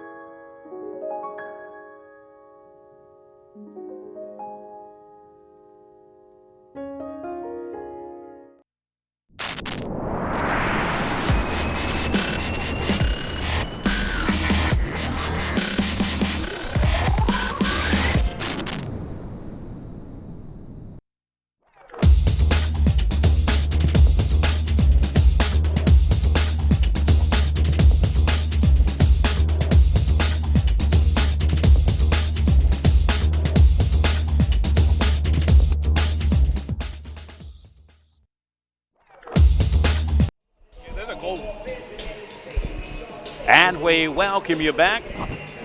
Chicago 72, Lima 69. Chicago will be back in action Wednesday night, taking on Champaign. They were winners this afternoon over St. Louis, 111 to 104. And then Lima returns back to action against the league-leading Windy City Groove in a Saturday-Sunday doubleheader at Lima Central Catholic. So if you got to compete, you got to beat the best. They've got two chances this weekend. It's going to be a good weekend of basketball. It's going to be a good measuring stick for Lima. We've talked about the new faces and some of the things that they're going to want to try to accomplish here in the last month of the season, and that's going to be a good way to kick it off to see where they're at and see if they're going to be able to get themselves into the postseason. The three new faces for Lima, Nate, making good contributions this afternoon. Yeah, I've been very, very impressed. These guys have been brand new. The team itself hasn't played in almost 15 days. Since then, we've lost a couple of people. We've added these three new players in Hill and Hinton and Tate, and they've been able to come in. They fit very nicely with the team. The existing players have found ways to get them involved and get them going and make sure that they get off to a good start. And it's working out very, very well for the Express so far. They got to be happy with what they're seeing. And at least momentarily, Lima has lost David Atkinson, who was showing some signs of a lower leg injury. He's being worked on right now. He's still in uniform. A charge down low, and everybody on the south side of Chicago saw that, and if they didn't, they heard it as he sent Cody Ballard to the deck. The foul going against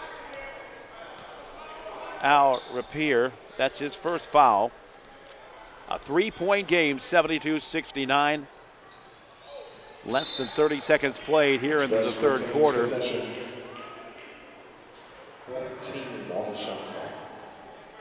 72-69. Kyle Meyer will make the inbound. Again, we still have those chronic shot clock.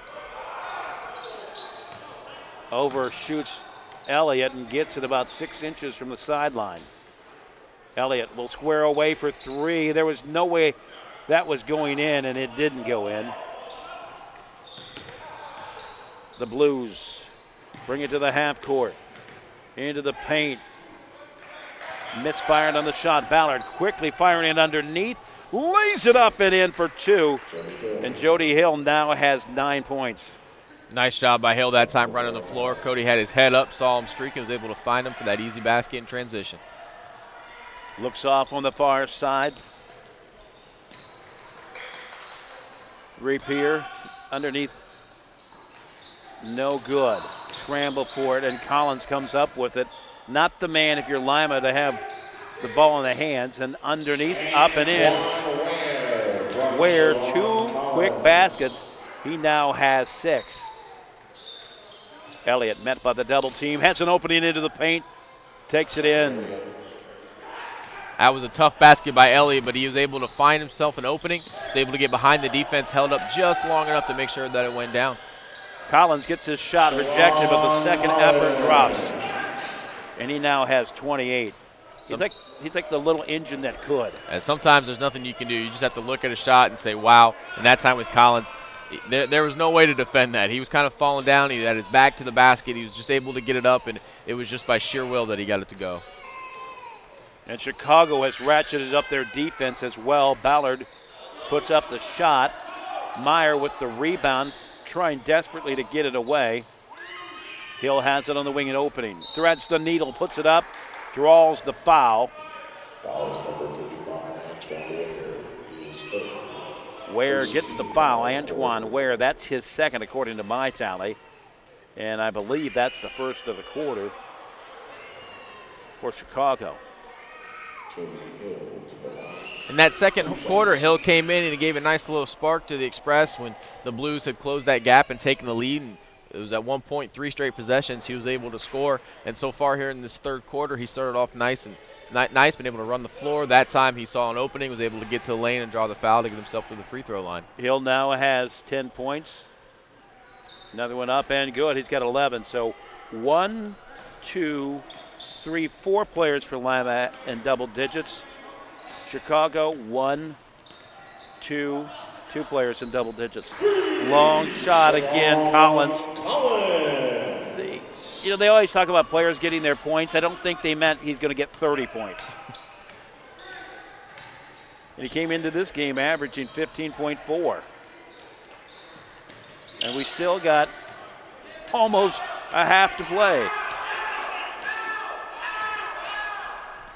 Collins deals it to the low block, weaves his way in, down the baseline, up and good for Rapier. He now has 5. That was a nice job by Rapier that time. He had the size advantage and the mismatch when he was working on Elliott, and he was able to get inside and was able to make the easy bucket there. Kenton squares around. He's got 7 points now. 4-point game. Chicago 81. Lima 77. Collins takes it up. He could have traveled, but no call. Elliott turns on the throttle, deals it off to the near side to Hill. Hill will put it up, hits iron. Meyer will yank it down, put it back up, got it. Meyer, when he finds his spot, is unstoppable. A 2-point game. Collins to the half court. Off the far side to Rapier. Tries to deal it underneath, and nobody was there.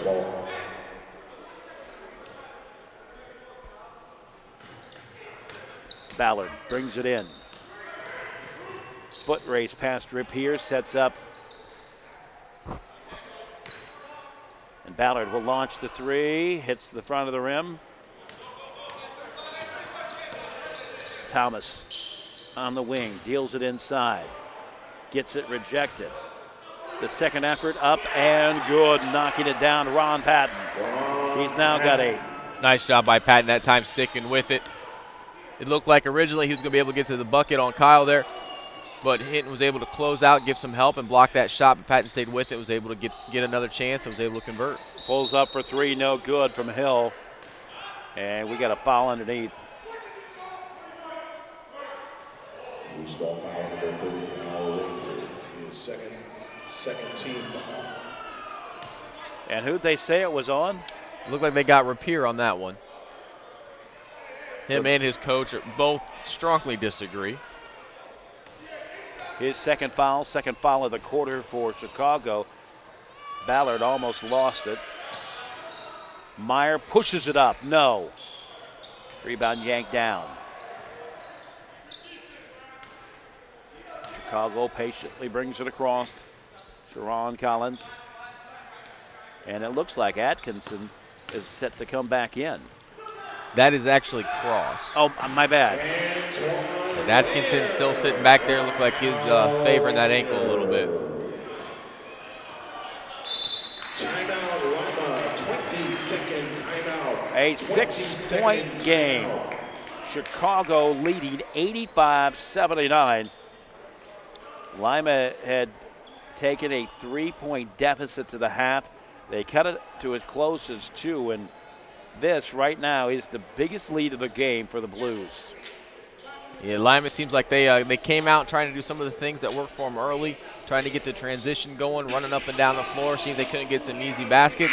They haven't been able to convert on a couple of open things that they've had, and on the other side of it, Sharon Collins hitting a big 3 for them, and able to find some things. Rapier came out strong, was able to give them a little bit of a spark. They've been able to open this lead up now to 6.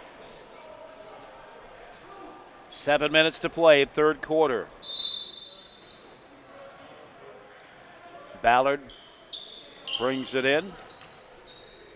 Hinton puts it up, gets his own rebound. Works it off to Cross, back up top to Ballard. Works his way into the paint, puts it up, no. And got it to go.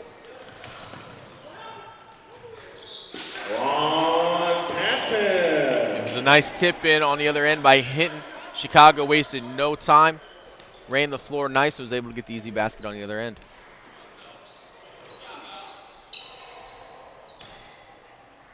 Meyer through the triple team, has an opening, nope. And Ware with the rebound, knocking Cross to the deck.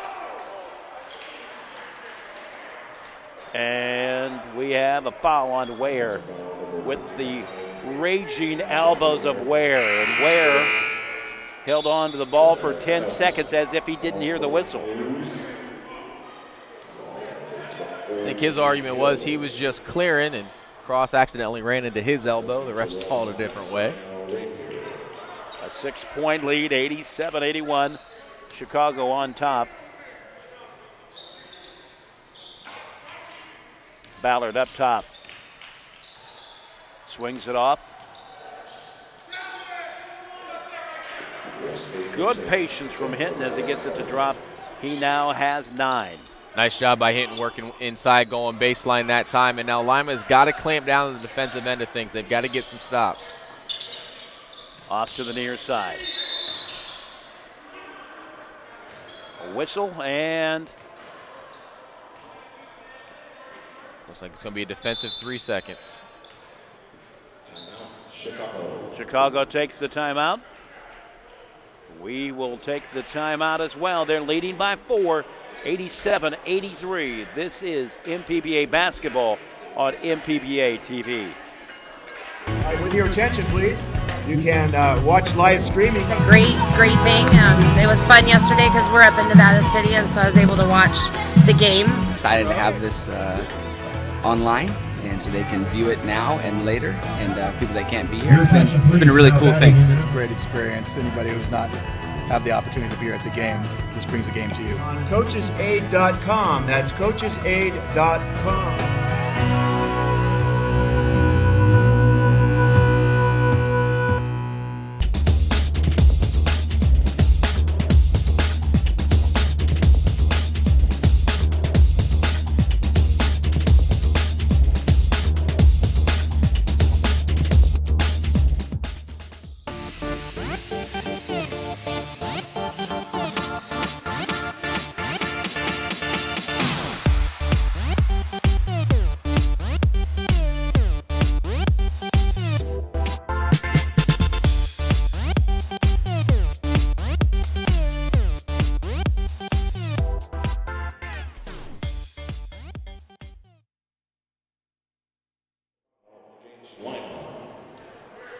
we welcome you back.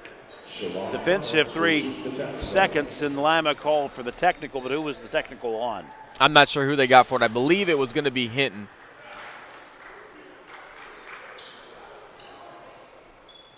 So Collins knocks it down. He's got 31. Just an everyday occurrence for him. 31 with only about 6 minutes left to go in the third quarter. Now, when I said everyday occurrence, it really isn't because he's averaging 15. Takes it to the hole, up and no good. His highest before today was 24. Devon Taylor Button with the foul. That is his third. It is the first of the quarter for Lima. And Jerron Collins goes to the line like he needs to go to it again. Up and good. He's got 32. He has not missed a free throw this afternoon. He is 10 for 10 by my quick tally. It's not just been free throws. He hasn't missed much of anything today. He now has 33. A 7-point lead. Biggest of the game for Chicago. Ballard deals it inside to Hinton. Hinton into the paint, turns it around, puts it up, and got stuffed. And he will go to the line. Hinton had 2 free throws in the first quarter. He's 2 for 2 this afternoon. Hinton went back to what worked for him a little bit ago, was able to get the ball inside and go to the baseline. Johnson was just a little bit over aggressive in trying to get that block shot and put a little bit of contact on Hinton. Hinton looking for his 10th point. Up and good. So 2 of the 3 newcomers for Lima in double digits, and Derek Tate had 6. So not a bad pickup for all 3 for Lima if scoring is any indication. Up and no good for Hinton. Well, it's been a very balanced scoring for Lima as well. I believe that's up to 5 or 6 now. It's in double figures with Hinton getting his 10th point. Collins to the hole, puts it up, it's good. He's got 35 points, and he will go to the line. If Lima wants to make any sort of comeback and have any hope of winning today, they have got to find an answer for Collins. It doesn't matter what he's doing right now. He can make anything, whether it's going to the basket, whether it's slashing and pulling up from 15, or whether it's shooting from the perimeter. And Ballard with a rare miss. 35 points.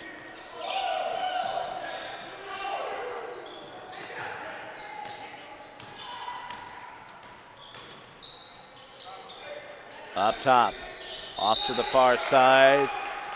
And Taylor Bunton with the travel. It's an 8-point lead now for Chicago, their biggest.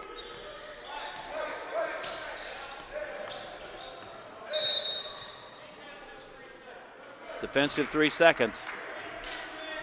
And I believe that would be against Hinton. Defensive 3-second violation. The defensive 3 seconds, the technical. He even had to look down. He had his foot just inside the line there in the lane. Miss. So by my unofficial tally, Collins is 11 of 13. Derek Tate checks back into the game. Hinton will check out. Taylor Bunton gets it stripped. Jamil Adams into the corner to Collins. Collins having trouble with it. Chicago retains possession. Good defense by Cody that time, making sure that Collins didn't have a clear lane through the baseline. He's able to get his hand in there and force it out of bounds. Remains an 8-point game, and that shot goes up, no good. Taylor Bunton, soft touch, front of the rim, no good. Johnson with the rebound. 4.5 minutes remaining in the third quarter. Off to the far side, the fadeaway, got it. Jamel Adams now has 5, and with it an 11-point lead for Chicago. 4:10 remaining in the third quarter. Deflected, but Chicago comes up with it, but not before Ballard hauls it in, takes it to the hole, gets it rejected. All kinds of confusion and craziness going in that. It was like a volleyball volley. It seems like Lima's pressing just a little bit, and they're getting ahead of themselves and haven't been able to get some of the things that's worked early for them to fall. Meyer hard to the basket, doesn't get it to go. Fouls number 42, Shakir Johnson, his fourth. Number 4 on Shakir Johnson. 14 foul. That's number 4. Meyer to the line. He's got 16 points this afternoon. He's 4 for 4 at the line. And he's got 17 now. In for Chicago, number 22, Nate Williams, replacing Shakir Johnson. With Johnson going out of the game, let's see if Lima can take advantage of not having his height to deal with underneath and see if they can't get Kyle going underneath to complete some baskets. Lima comes up with it. Tate looks it off to Taylor Bunton, who got it stripped. And a backcourt violation. Chicago ball.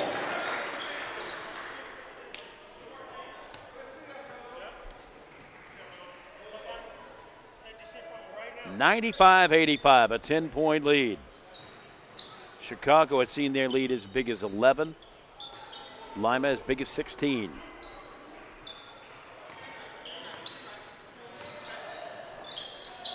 Down low. Tipped his toe on the line. Nice job by Cross that time coming down for the help defense. Was able to force Williams a little bit out of position. He stepped out of bounds.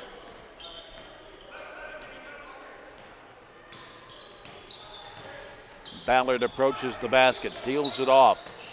Taylor Bunton pulls it up from about 15 on the corner, no good. Underneath. A scramble for it. Chicago comes up with it, dealing it off to Jamil Adams, no good. Taylor Bunton with the rebound. Deals it off to Meyer, pushes it up, and I believe he was fouled, and he was on the low block.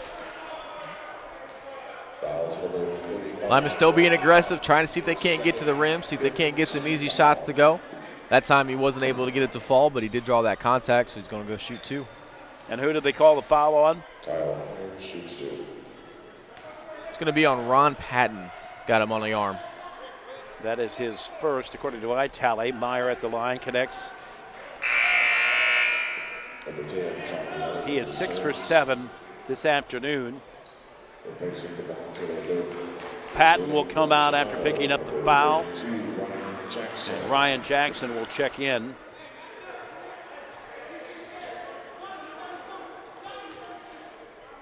Johnny Elliott's checked in for Lima as Bunton went and took a seat. You see, he was struggling just a little bit with his shot here in the third quarter. Seemed like he was getting a little bit of frustrated, so Mark Anderson wants to have a seat, see if he can't collect himself. Meyer misses that one, but cuts the lead to 9. Lima will get the basketball back. Meyer into the paint, will put it up. No good, a rare miss on that low inside the paint shot from about 3 feet. Collins to the half court. He hasn't scored in a while. He's kind of been quiet.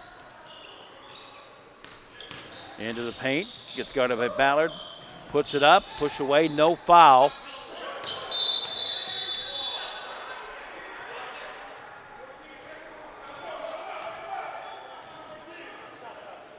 And guess what we have a problem with again? The shot clock keeps not wanting to start on him. The shot clock was showing 20, and now they put it back at 5.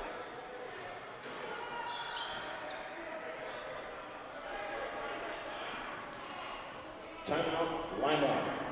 Lima takes the timeout. Chicago leads 95-86. We'll take the timeout with them. This is MPBA basketball on MPBA TV.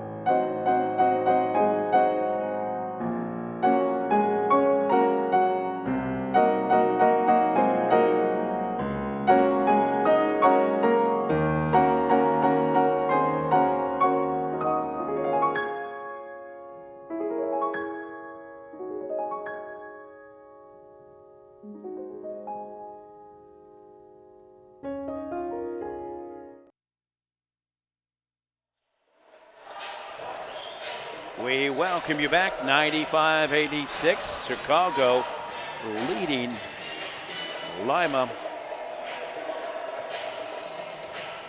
Chicago trailed by 16 at one point, but went on a run in the third quarter that included a 21-7 spurt to take a 3-point lead at halftime. It's at 9 right now. Chicago has seen their biggest lead go up to 11.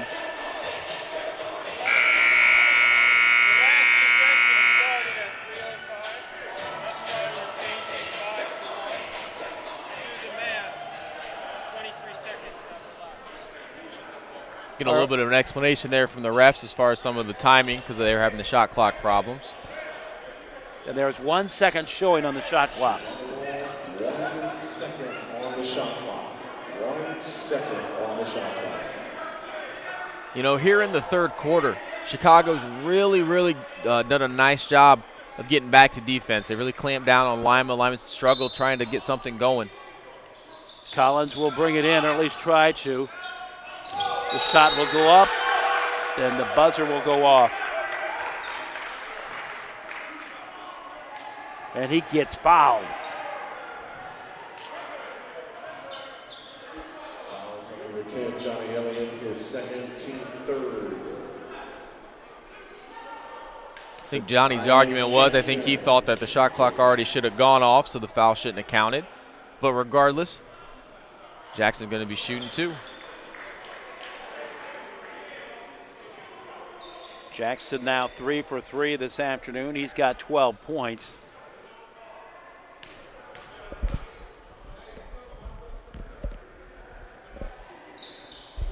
And the second one is up and good. He's got 13.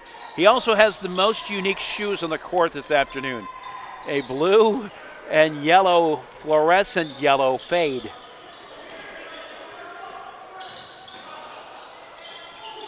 Hard to the basket. Gets it rejected from Derek Tate. And it looks like Lima will not get it back.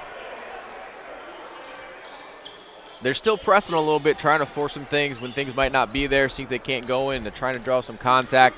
But right now, not a lot of stuff's working for them. They're going to have to try to see if they can't get back, run some plays, get in their set, see if they can't stretch that defense and get some easy buckets. And Collins, like the little engine that could, we've said it before, got 37, and he was bound and determined to work his way inside. Elliott answers with a two-pointer. He's got 15, and it's an 11-point game, equaling 2 minutes. the biggest lead, actually. It was the lead most of the time, but it was 13 just a minute ago. Elliott with the rebound, turning on the Jets. One man to beat, will lay it up? No. And the rebound, he yanked down. Ballard gives it off to Meyer, puts it up, no good. Tate will put it back up. Johnny on the spot, he's got 8 points unofficially. It's a 9-point game with 1:34 remaining in the third quarter. It's a nice heads-up play by Cody Ballard to get that all started that time when Johnny couldn't quite finish at the rim. Chicago tried to get the outlet, see if they couldn't get something going in transition, but Cody came up, was able to take it, and Lima was able to make the most of it. Nate Williams walking the tightrope underneath. He's got 4. It's back up to an 11-point game. Ballard, open look into the paint, up and good. That is the first points for Ballard since early in the second quarter. He's got 21. And considering how well he started and how quick and how many points he got early going. It's going to be important that if they want to get back in this game, that Cody finds a way to get to the rim a little bit more. No call, which could have been a travel.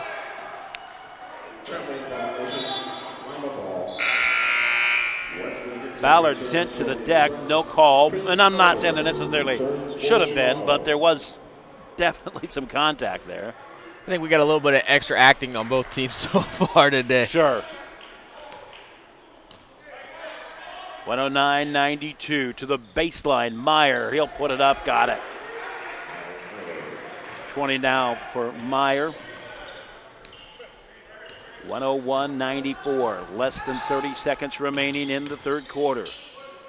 Puts it up, handling it, but no. And it will got it. He will get it to go. Jakeem Hill, and now has 11. 22 seconds remaining. Lima trailing by 9. They've got the basketball.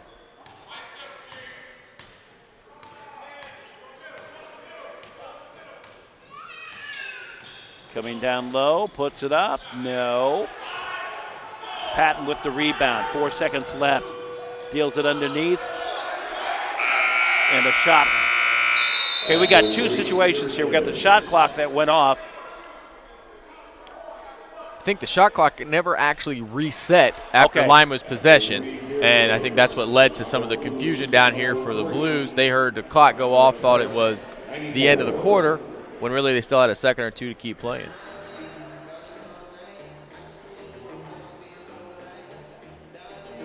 And on a side note, it looks like Collins is down over on his sideline. So if he has any injuries and not be able to come back in, that's going to be a huge blow to Chicago. Collins was down, and Antoine Ware was also down over there.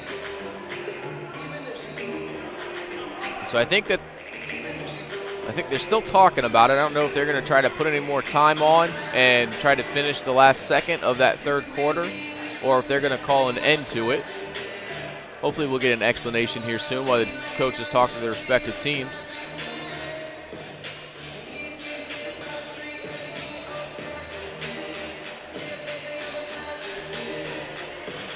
A 25-point third quarter for Lima, a 31-point third quarter for Chicago.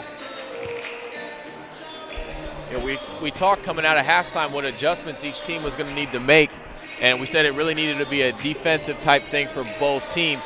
And at least for that third quarter, it seemed like Chicago was really the only one that made any kind of actual effort to try to get a little bit more going on the defensive side of things.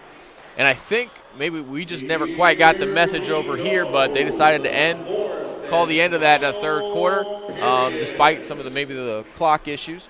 So now we're going to be rolling into the fourth quarter here with Lima down, trying to see if they can't mount a comeback.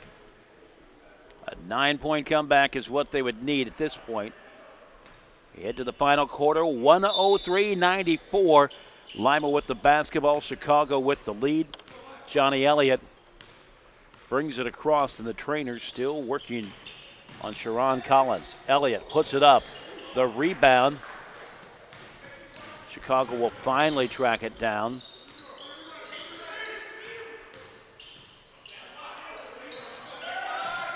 Elliott comes up with it for a moment. Chicago gets it back, and Nate Williams sends it home. And you hope that nothing is seriously wrong with Collins and maybe it's just some cramps are working out and he'll be able to come back into this game. But if you're Lima, you've got to take advantage of the fact that he's out right now and see if you can't get some things done on the defensive end of the ball and on the offensive side.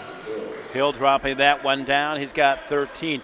One thing that I'm noticing on the loose ball, Lima doesn't have either a sense of urgency or are tentative because they're not able to lock up those loose balls.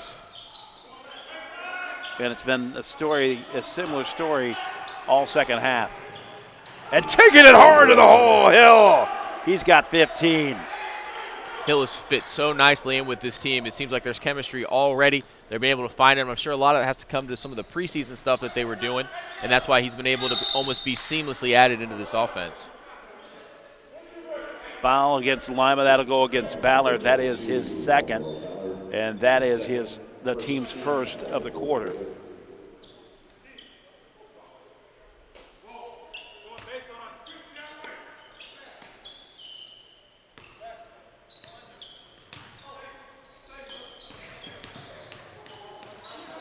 Jackson has it. Looks it underneath. Works it into the paint. Got it to go. Nice job by Williams that time, working himself into the lane. Was able to get up over Hinton for that easy bucket. Ballard gets it rejected. Express retain possession. 17 on the shot clock. Sharon Collins returns, replacing Chris Elder. And whatever was going on with Collins seems to have been better now, and he's checking back into the game, as is Kyle Meyer. Unfortunately for Lima, they weren't able to take too much advantage of his time out of the lineup. Wasn't able to close that gap by too many. Now he's back, and they got to try to find a way to clamp him down in this fourth quarter. Meyer 22 now, a 7-point game. Chicago's biggest lead 13, Lima's biggest lead 16. Deals it on the corner to Williams. He'll put it up, it'll fall short. The grab, and Chicago will reset.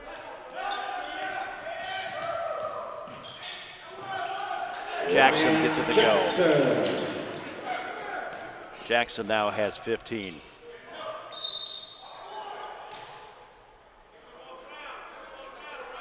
Whistle opposite side. I believe that is going to go on Elder. A correction, Shakir Johnson.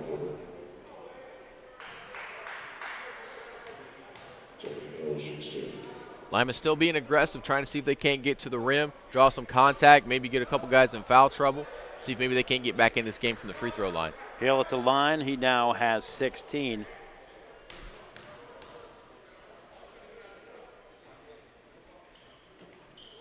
That one is up and good.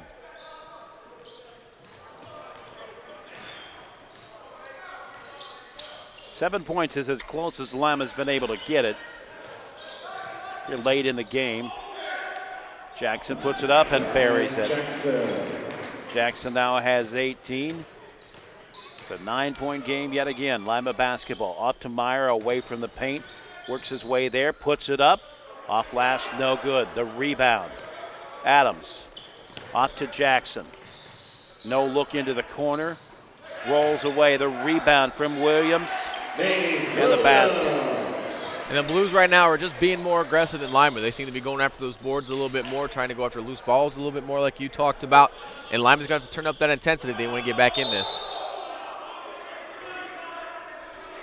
Hill to the hole, draws the foul.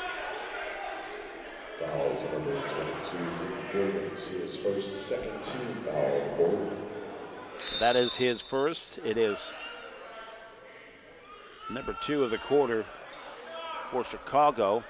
Hill goes to the line where he's 4 for 4 this afternoon. He's got 17. Jody Hill with 2 shots.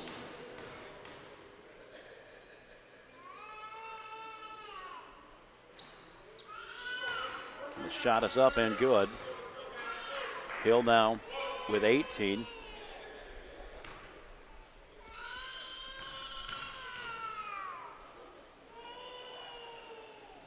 Second one up, but no good, hangs on the rim. Chicago rebound. From the corner, Adams. Up and good. Team Hill has 13. He had a defensive rebound and an offensive rebound in that possession. You know, Lima just keeps finding themselves just a little bit out of position. All it takes is a little bit of a couple of inches, and you're not going to be able to finish. Talking about finishing it, finally finishing it, Wesley Hinton. He now has 13. A 10-point game. Collins, who's got 37. Jackson makes his move. The fadeaway from 16, nope. Johnny Elliott works his way free from trouble, looks off to the baseline, and that will go in. Elliott with his 17th point. Really like the way that Jody Hill's turned things up here in this fourth quarter. He's trying to get this Lima Express team back in it, and that time he was able to run the floor and find Johnny Elliott cutting to the basket for that layup. Chicago takes the timeout. They lead by 8, 115-107. This is MPBA basketball and MPBA TV.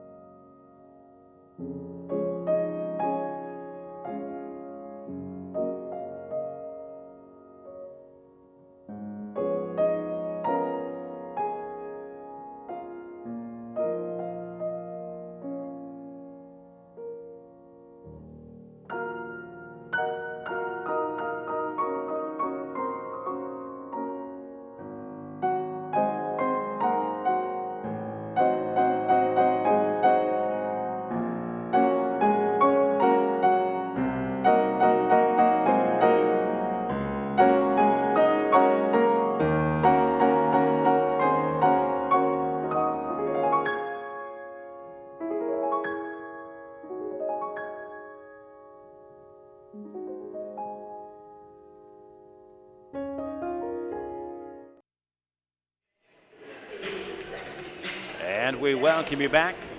Fourth quarter action here at the Kroc Center. Chicago leading Lima 115-107. Lima a little slow coming out of the huddle. Chicago taking the court.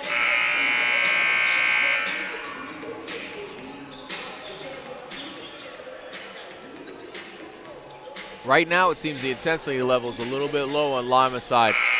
Jody Hill really seems to be the only one that's trying to push the action right now. And Chicago likes the up-tempo, likes the up-tempo pace. And you know, if Lima wants to go that route, Chicago's more than willing to go with them. Lima just got to make sure if they're going to do that, that they're making sure that they're getting back quick and they're not getting up not giving up. Any easy baskets in transition. Chicago has 5 players in double digits. Lima has 4.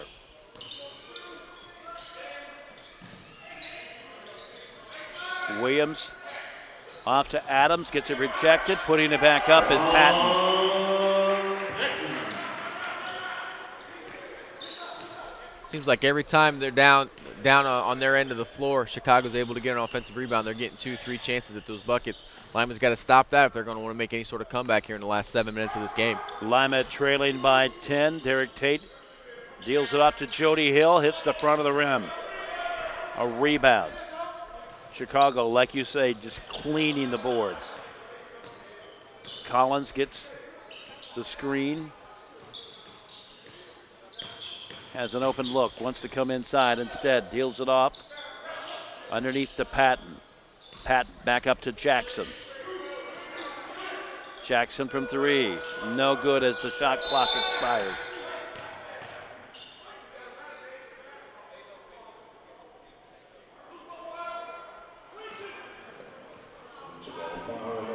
They got Nate Williams on the foul that time. He had his arm wrapped around Myers. They were going for that rebound. Third foul of the quarter. That is number 2 for Nate Williams. Just over 6.5 minutes left to play in regulation. Into the corner. Up, no good. Hill doesn't get it to go, but Meyer does. Nice He's job. now got 24. And there's a nice job by Meyer that time, attacking the rim, making sure that he got that rebound instead of a Blues player. They put it back up there for the layup. Off to the near side to Patton. Patton will put it up. No. Scramble for the basketball. Hill comes up with it. Fires from the outside. No. Meyer will wait. Will tip it back up. No good. Scramble for it. Hill will put it back up. No.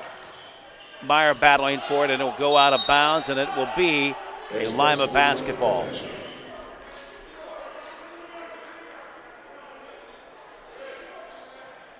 Lima can't say they're not having their opportunities. That time alone, it looks like they had their hands on the ball 4 or 5 times. Wasn't able to quite grab a hold of it. They do maintain possession, though, and Chicago knocked it out of bounds. They got to find a way to start getting some conversions, though. The clock is definitely working against them now.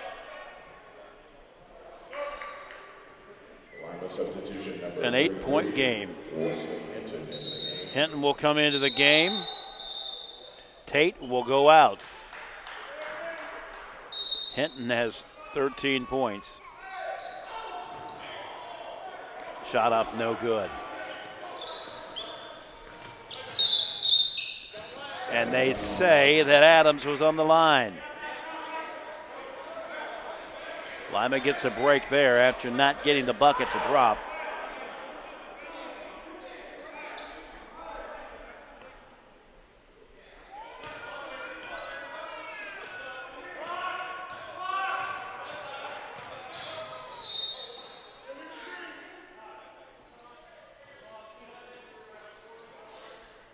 And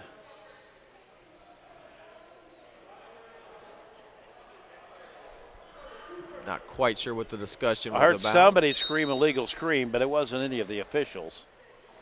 And if it wasn't an illegal screen, Lima still wouldn't have the basketball. Ballard puts it up, no. Patton through traffic, having trouble with it. Finally deals it off to Collins. 5:10 remaining in the quarter, in the game. Elliott quickly to Meyer. He'll make his move to the paint, put it up. The tip in is good, but offensive foul. Meyer has now picked up his third foul, and that should be the second for Lima. Just a tick over 5 minutes remaining in regulation, and it's still an 8-point game. And I know Meyer wasn't happy with the charge call down there, as most players aren't when they get fouls called against them. But Collins did a nice job of getting down there, setting his feet, making sure that he was square to the defender. He was outside that restriction area and took that charge nice. It didn't matter, you don't have to come, in barreling in, knock him back 15 feet. All you got to do is get a little of that contact enough to get him out of position, and that's what Collins did, and the call goes against Meyer. Lima coach Mark Anderson still showing his displeasure. At one point, a very furious fist pump. And he's still asking for the explanation down there.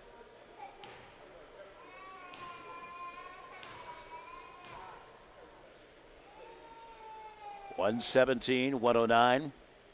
Chicago on top, and they're still cleaning the area. And in fact, it's Meyer who's doing it. Meyer, who was the offending party, is, I guess you could say, cleaning up his own mess.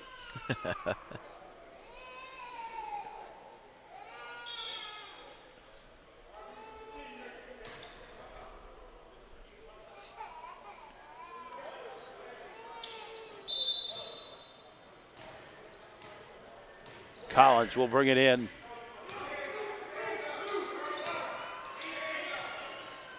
Adams underneath to Ware. Ware bullying his way up to 2. He now has 10. A 10-point game. Under 5 minutes remaining. Lima trailing. Ballard takes it to the hole. No good. He's only got one bucket in the second half. Fouls on number 24, Jakeem Hill, his second. Jakeem Hill with the foul. That is, according to my tally, is first. Ballard makes that one. He's got 22 now. It's a 9-point game. Another one to come. Got it. Just 4 points in the second half for Ballard. 4 minutes, 30 seconds to go. Lima's got it into single digits. Now's the time. They really got to focus in on this defense and try to see if they can't get some things going on the offensive side of the ball. Where no look underneath, up, and good from Patton. Great ball movement that time by Chicago. They're able to get it around, find the man streaking, and he was able to finish for him. Hill off to Hinton, met by the double team, works his way into the paint, spins it around opposite side, rolls off the rim out of bounds.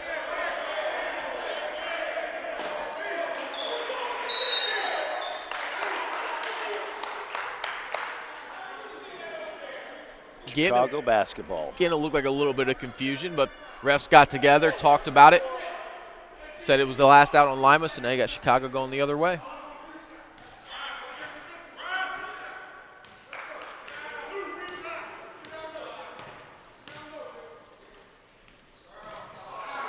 Misfires out of bounds.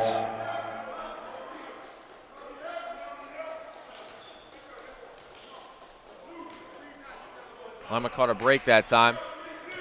Chicago's setting really good screens, and Lima's having a hard time fighting through them, trying to get around them. That left a wide open man cut into the lane that time.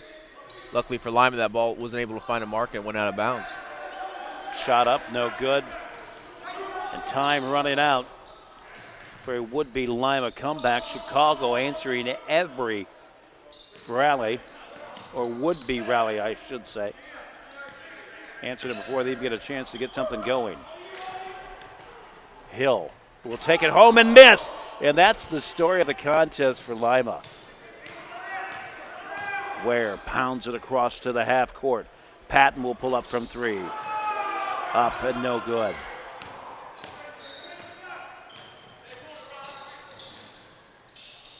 To the outside. Hill will put up the shot, got it. Hill now with 20. Got an injured Lima player in the paint. It looks like Corey Ballard.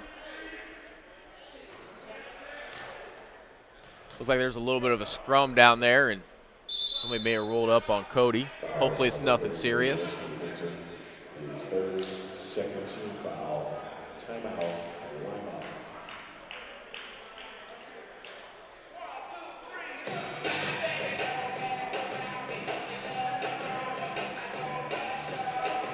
.121-113. Lima takes the timeout. Chicago leading.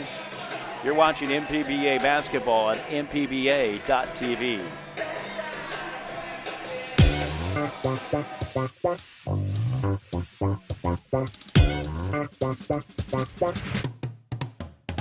Three, two, one.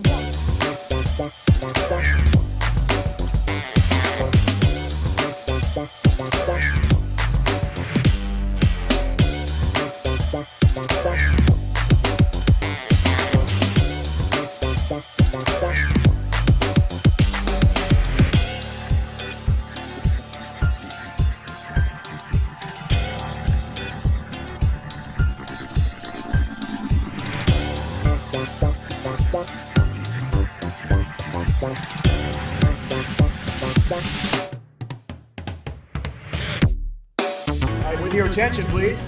You can watch live streaming. It's a great thing. It was fun yesterday because we're up in Nevada City, and so I was able to watch the game. Excited to have this online, and so they can view it now and later, and people that can't be here. It's been a really cool thing. It's a great experience. Anybody who's not had the opportunity to be here at the game, this brings the game to you. On coachesaid.com. That's coachesaid.com.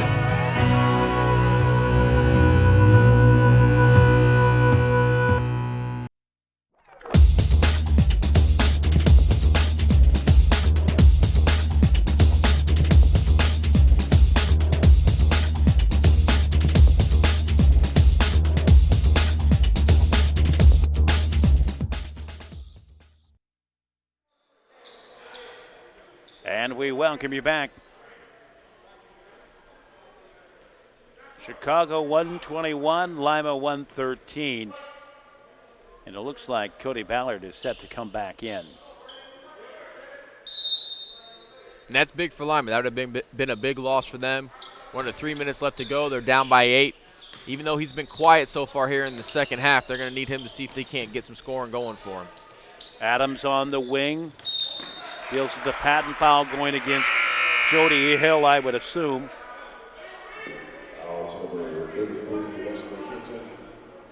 They're going to access that on Hinton, I'm sorry. So that is his second. They're saying it's his fourth. Number 3 for Lima of the quarter.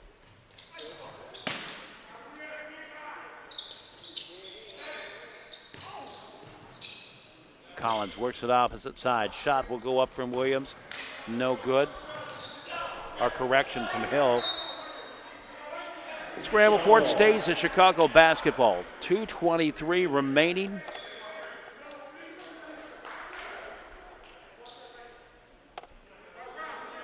And it's been those kinds of mistakes, those minor things, some sloppy passes, not closing out quick enough, not crashing the boards. That's really been the undoing of Lima here so far here in the second half.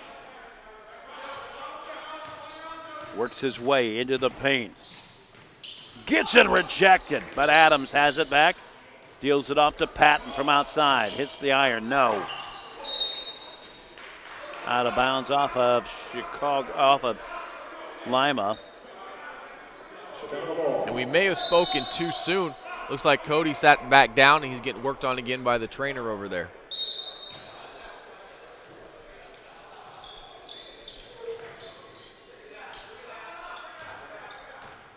Hill will bring it up top. Lima guarding very tightly now, trying to get a steal. It's all about ball possession now with 2 minutes remaining.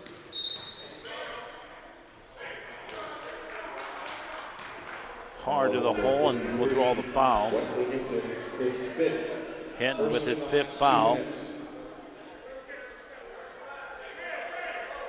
Hinton started walking over to the bench. Mark Anderson had to remind him that you get 6 fouls on this level, so he has 1 more left.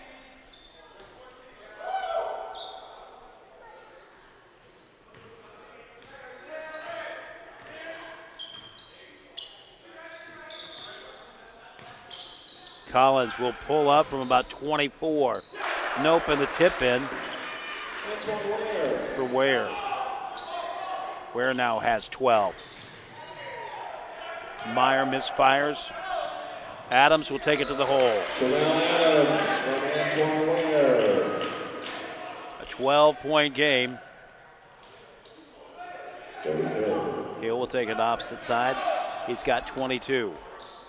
A 10-point game. Biggest lead, 13 for Chicago, 16 for Lima. Patton will put it up and good. He's got 17. And Hill charged with the foul, the offensive variety. That's number 2 for him. That's number 4. A correction, number 5 of the quarter. And for Chicago, they don't need to be in any hurry. Take their time, get some things set up, try to run the shot clock down as far as they can. Right now, the clock's on their side.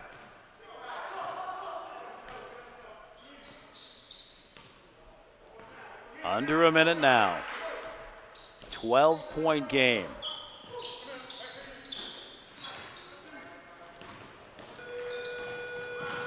Underneath, shot is up and good. Taylor Bunton, who now has 6. It's a nice job running the floor that time by the entire Express team. 3 different people touched the ball before they were able to finally get it to go in. Looks like maybe Lima's going to go ahead and start seeing if they can't get the Blues on the line. Maybe they'll get lucky, miss a couple of these free throws, and see if they can't get back in the game with only 40 seconds to go. They got to find ways to get this clock stopped and get extra possessions.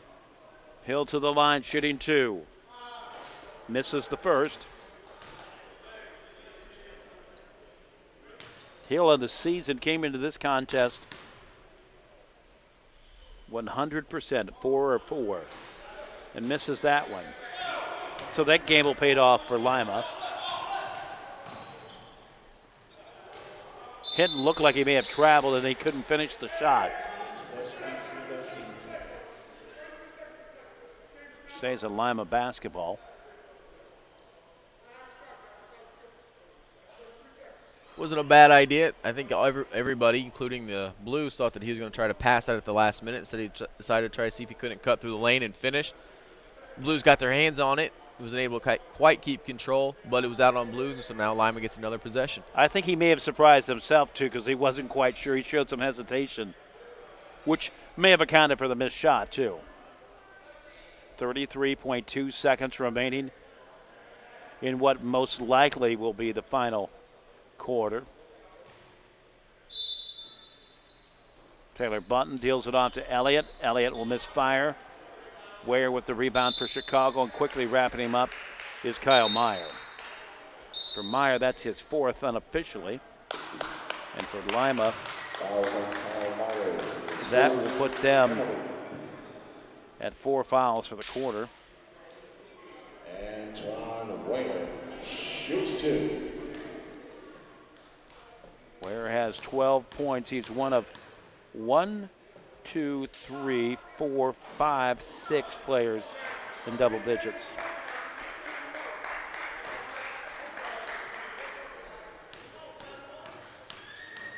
Another one on the way. Makes that one. He's got 13.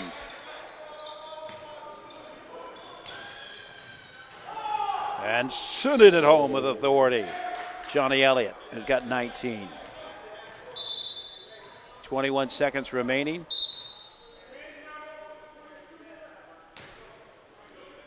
Quick foul. Is 4th penalty. Lima's not throwing the towel in quite yet. They keep seeing if maybe they can't get a couple of misses like they did earlier. See if they can't maybe find a way to get themselves into this game. Patton misses. And you know what? The gamble's paying off. They're missing shots. Lima's not executing, but that's the same story of the second half. And he misses both. Hill to the paint, puts it up. Nope. And Patton was expecting the foul and didn't get it and was holding it there for a good 5-6 seconds. And that will do it. The final from the Clock Center. That's it. Your final score. 128, 119. And the Lima Express. We'll take the timeout. We will return. Chicago beats Lima 128-119. You're watching MPBA basketball on MPBA.tv.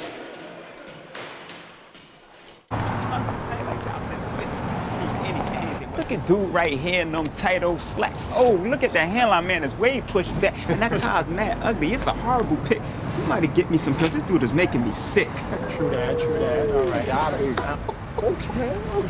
Hold on to my clean shirts and please don't get them dirty, cause I know you're gonna drool when you hear me getting wordy. Cause I'm a walking, talking, smacking human encyclopedia. You thought I'd stop there, but now I'm getting greedier. I'm a promotion in motion, and by now you got the notion that I got strategic plans coming out my ears. My key points and decks will bring y'all to tears. Turning pennies into dimes, I shift paradigms. But how you gonna let a marketing rep rip your rep and slip adept rhyme schemes in that your mind only dreams in? I bet you all wonder why my rhyme is so tight.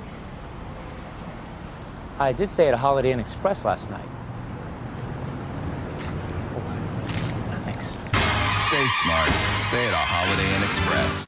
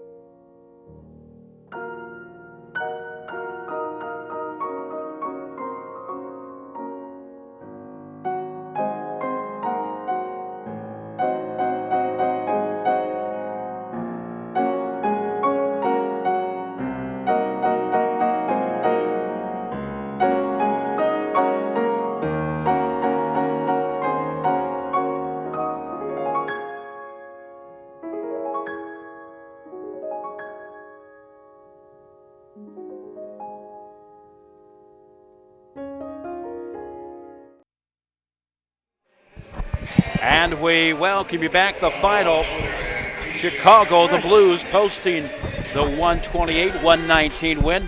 Joining us now, Chicago coach Rick Pryor. Coach, you were down at 1 point, 16 points, a 21-7 run in the third quarter. Well, actually, in the second quarter to neutralize that. Give your team a lot of credit. Yeah, I do. I thought that we came together and played well in the second quarter. We started slow, but then we talked about that during one of the timeouts, that we had to play together as a team, and our offense is dictated by our defense. If we're not playing good defense, our offense is stagnant. So today we picked up our defense in the second quarter, and our offense picked up. you had 6 players in double digits. You know, you always want balance as a coach. You want everybody to touch the ball. You want everybody to play their role. Stats show it out. Everybody did play a role. And I'm going to talk about that in the locker room. 37 points from Sharon Collins, who was unstoppable. And I'm not exaggerating. There was no answer for Sharon Collins at all tonight or this afternoon. Did it at the line, did it inside, did it from outside. Actually had a couple good acting moves in there. So, I mean, he played the perfect game. And that's what we expect from him. I mean, that's why he's here, to help our younger players learn how to play as NBA players would play. He actually played in the NBA, so he's bringing some of that experience. And tonight he stepped up. He had so much confidence, too. He did. And we've had some conversation with him over the last week about what his role is, and he certainly stepped up and assumed that role tonight. For your squad to pick up this win, it ends a losing streak. It now will, helps you keep pace with Windy City. What else do you take from this game?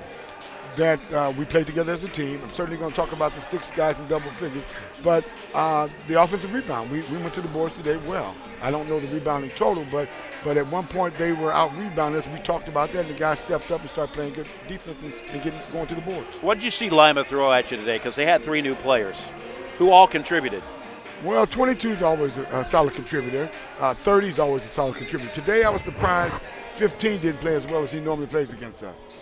And 10, they didn't play as well as they normally play against us. But the 2 of the 3 that I expected to play well, 30 and 22, certainly played well. The guy with the hair, 33. Yeah. Wesley Hinton, one of the new additions. Okay. Once he gets familiar with their system, he's going to be all right. They're going to be a much stronger team once he becomes familiar with what they're trying to do. Coach, thanks for joining us. Thank Congratulations on the win. Once again, Chicago Blues head coach Rick Pryor will take the timeout. We will return the final again. Chicago 128, Lima 119. This is MPBA basketball on MPBA.tv.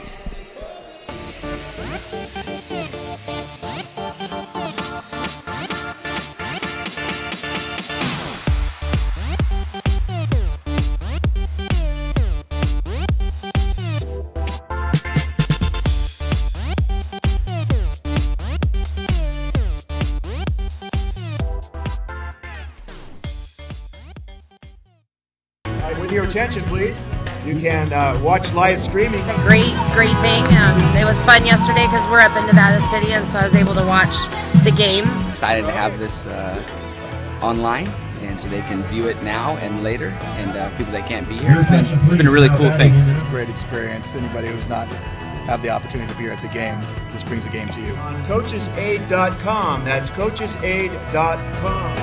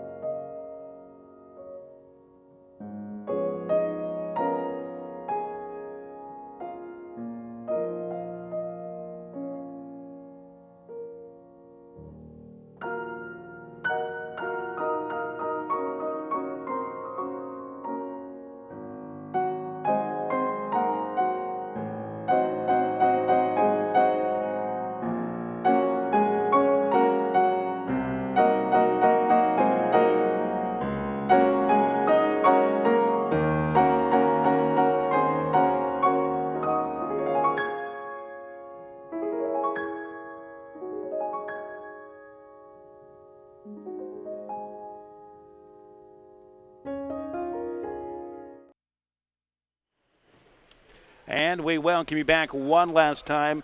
Chicago with the 128-119 win over Lima this afternoon at the Kroc Center in south side of Chicago. Lima drops to 3-5. Chicago improves to 5-4 on the season. Chicago keeps pace with the league leaders at 2.5 games behind Windy City. Lima, of course, Windy City is playing later, and Lima will have a chance this weekend as they meet the Windy City Groove for a 2-game stretch Saturday and Sunday.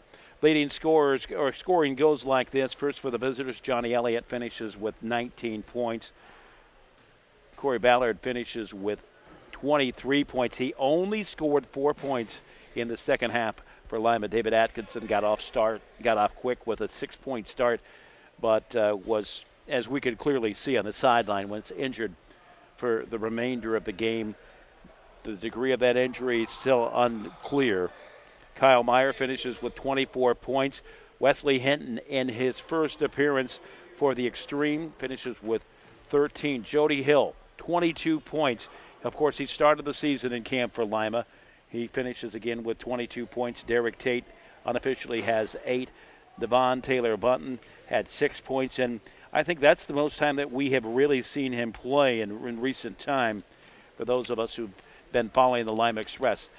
Scoring goes like this: 34, 35, 25, and 25 for a total of 119 for Lima. Chicago, 30, 42, 31, and 25 for a total of 128. Their highest scoring this season is 131. So just a couple points off of that pace. Lima's leading highest score this season was 138, not anywhere close to that number today. For Chicago, Tremel Adams finishes with 7 points. Al Rapier had 2 points by my unofficial tally. Ron Patton, 17. Sharon Collins, and we talked about him inside, outside, at the line. And, of course, we talked about his theatrics. Former NBA player, as Coach Pryor had mentioned, for Chicago, 37 points. Antoine Ware finishes with 13 points. Jarrell Thomas, 3 points early, 10 points for Nate Williams. Ryan Jackson had 18. Darren Johnson, no points, 7 points for Shakir Johnson. All of those coming in the first half. 13 points total for Jakeem Hill and Chris Elder, no points again. 6 players for Chicago in double digits. And this was all punctuated by a 21-7 run in the second quarter that nullified a lead that had been as big as 16 points in the second quarter for Lima. Again, Lima now drops to 3-5 on the season. Chicago improves to 5-4. Chicago in action Wednesday night as they take on Champaign. Lima back in action Saturday and Sunday as they host the league-leading Windy City Groove. Nate, thanks again for your help. Have a safe trip back. Enjoyed working with you yet again. Thanks, you too. Again, the final, Chicago 128, Lima 119. You've been watching MPBA basketball on MPBA.TV. So long, everybody.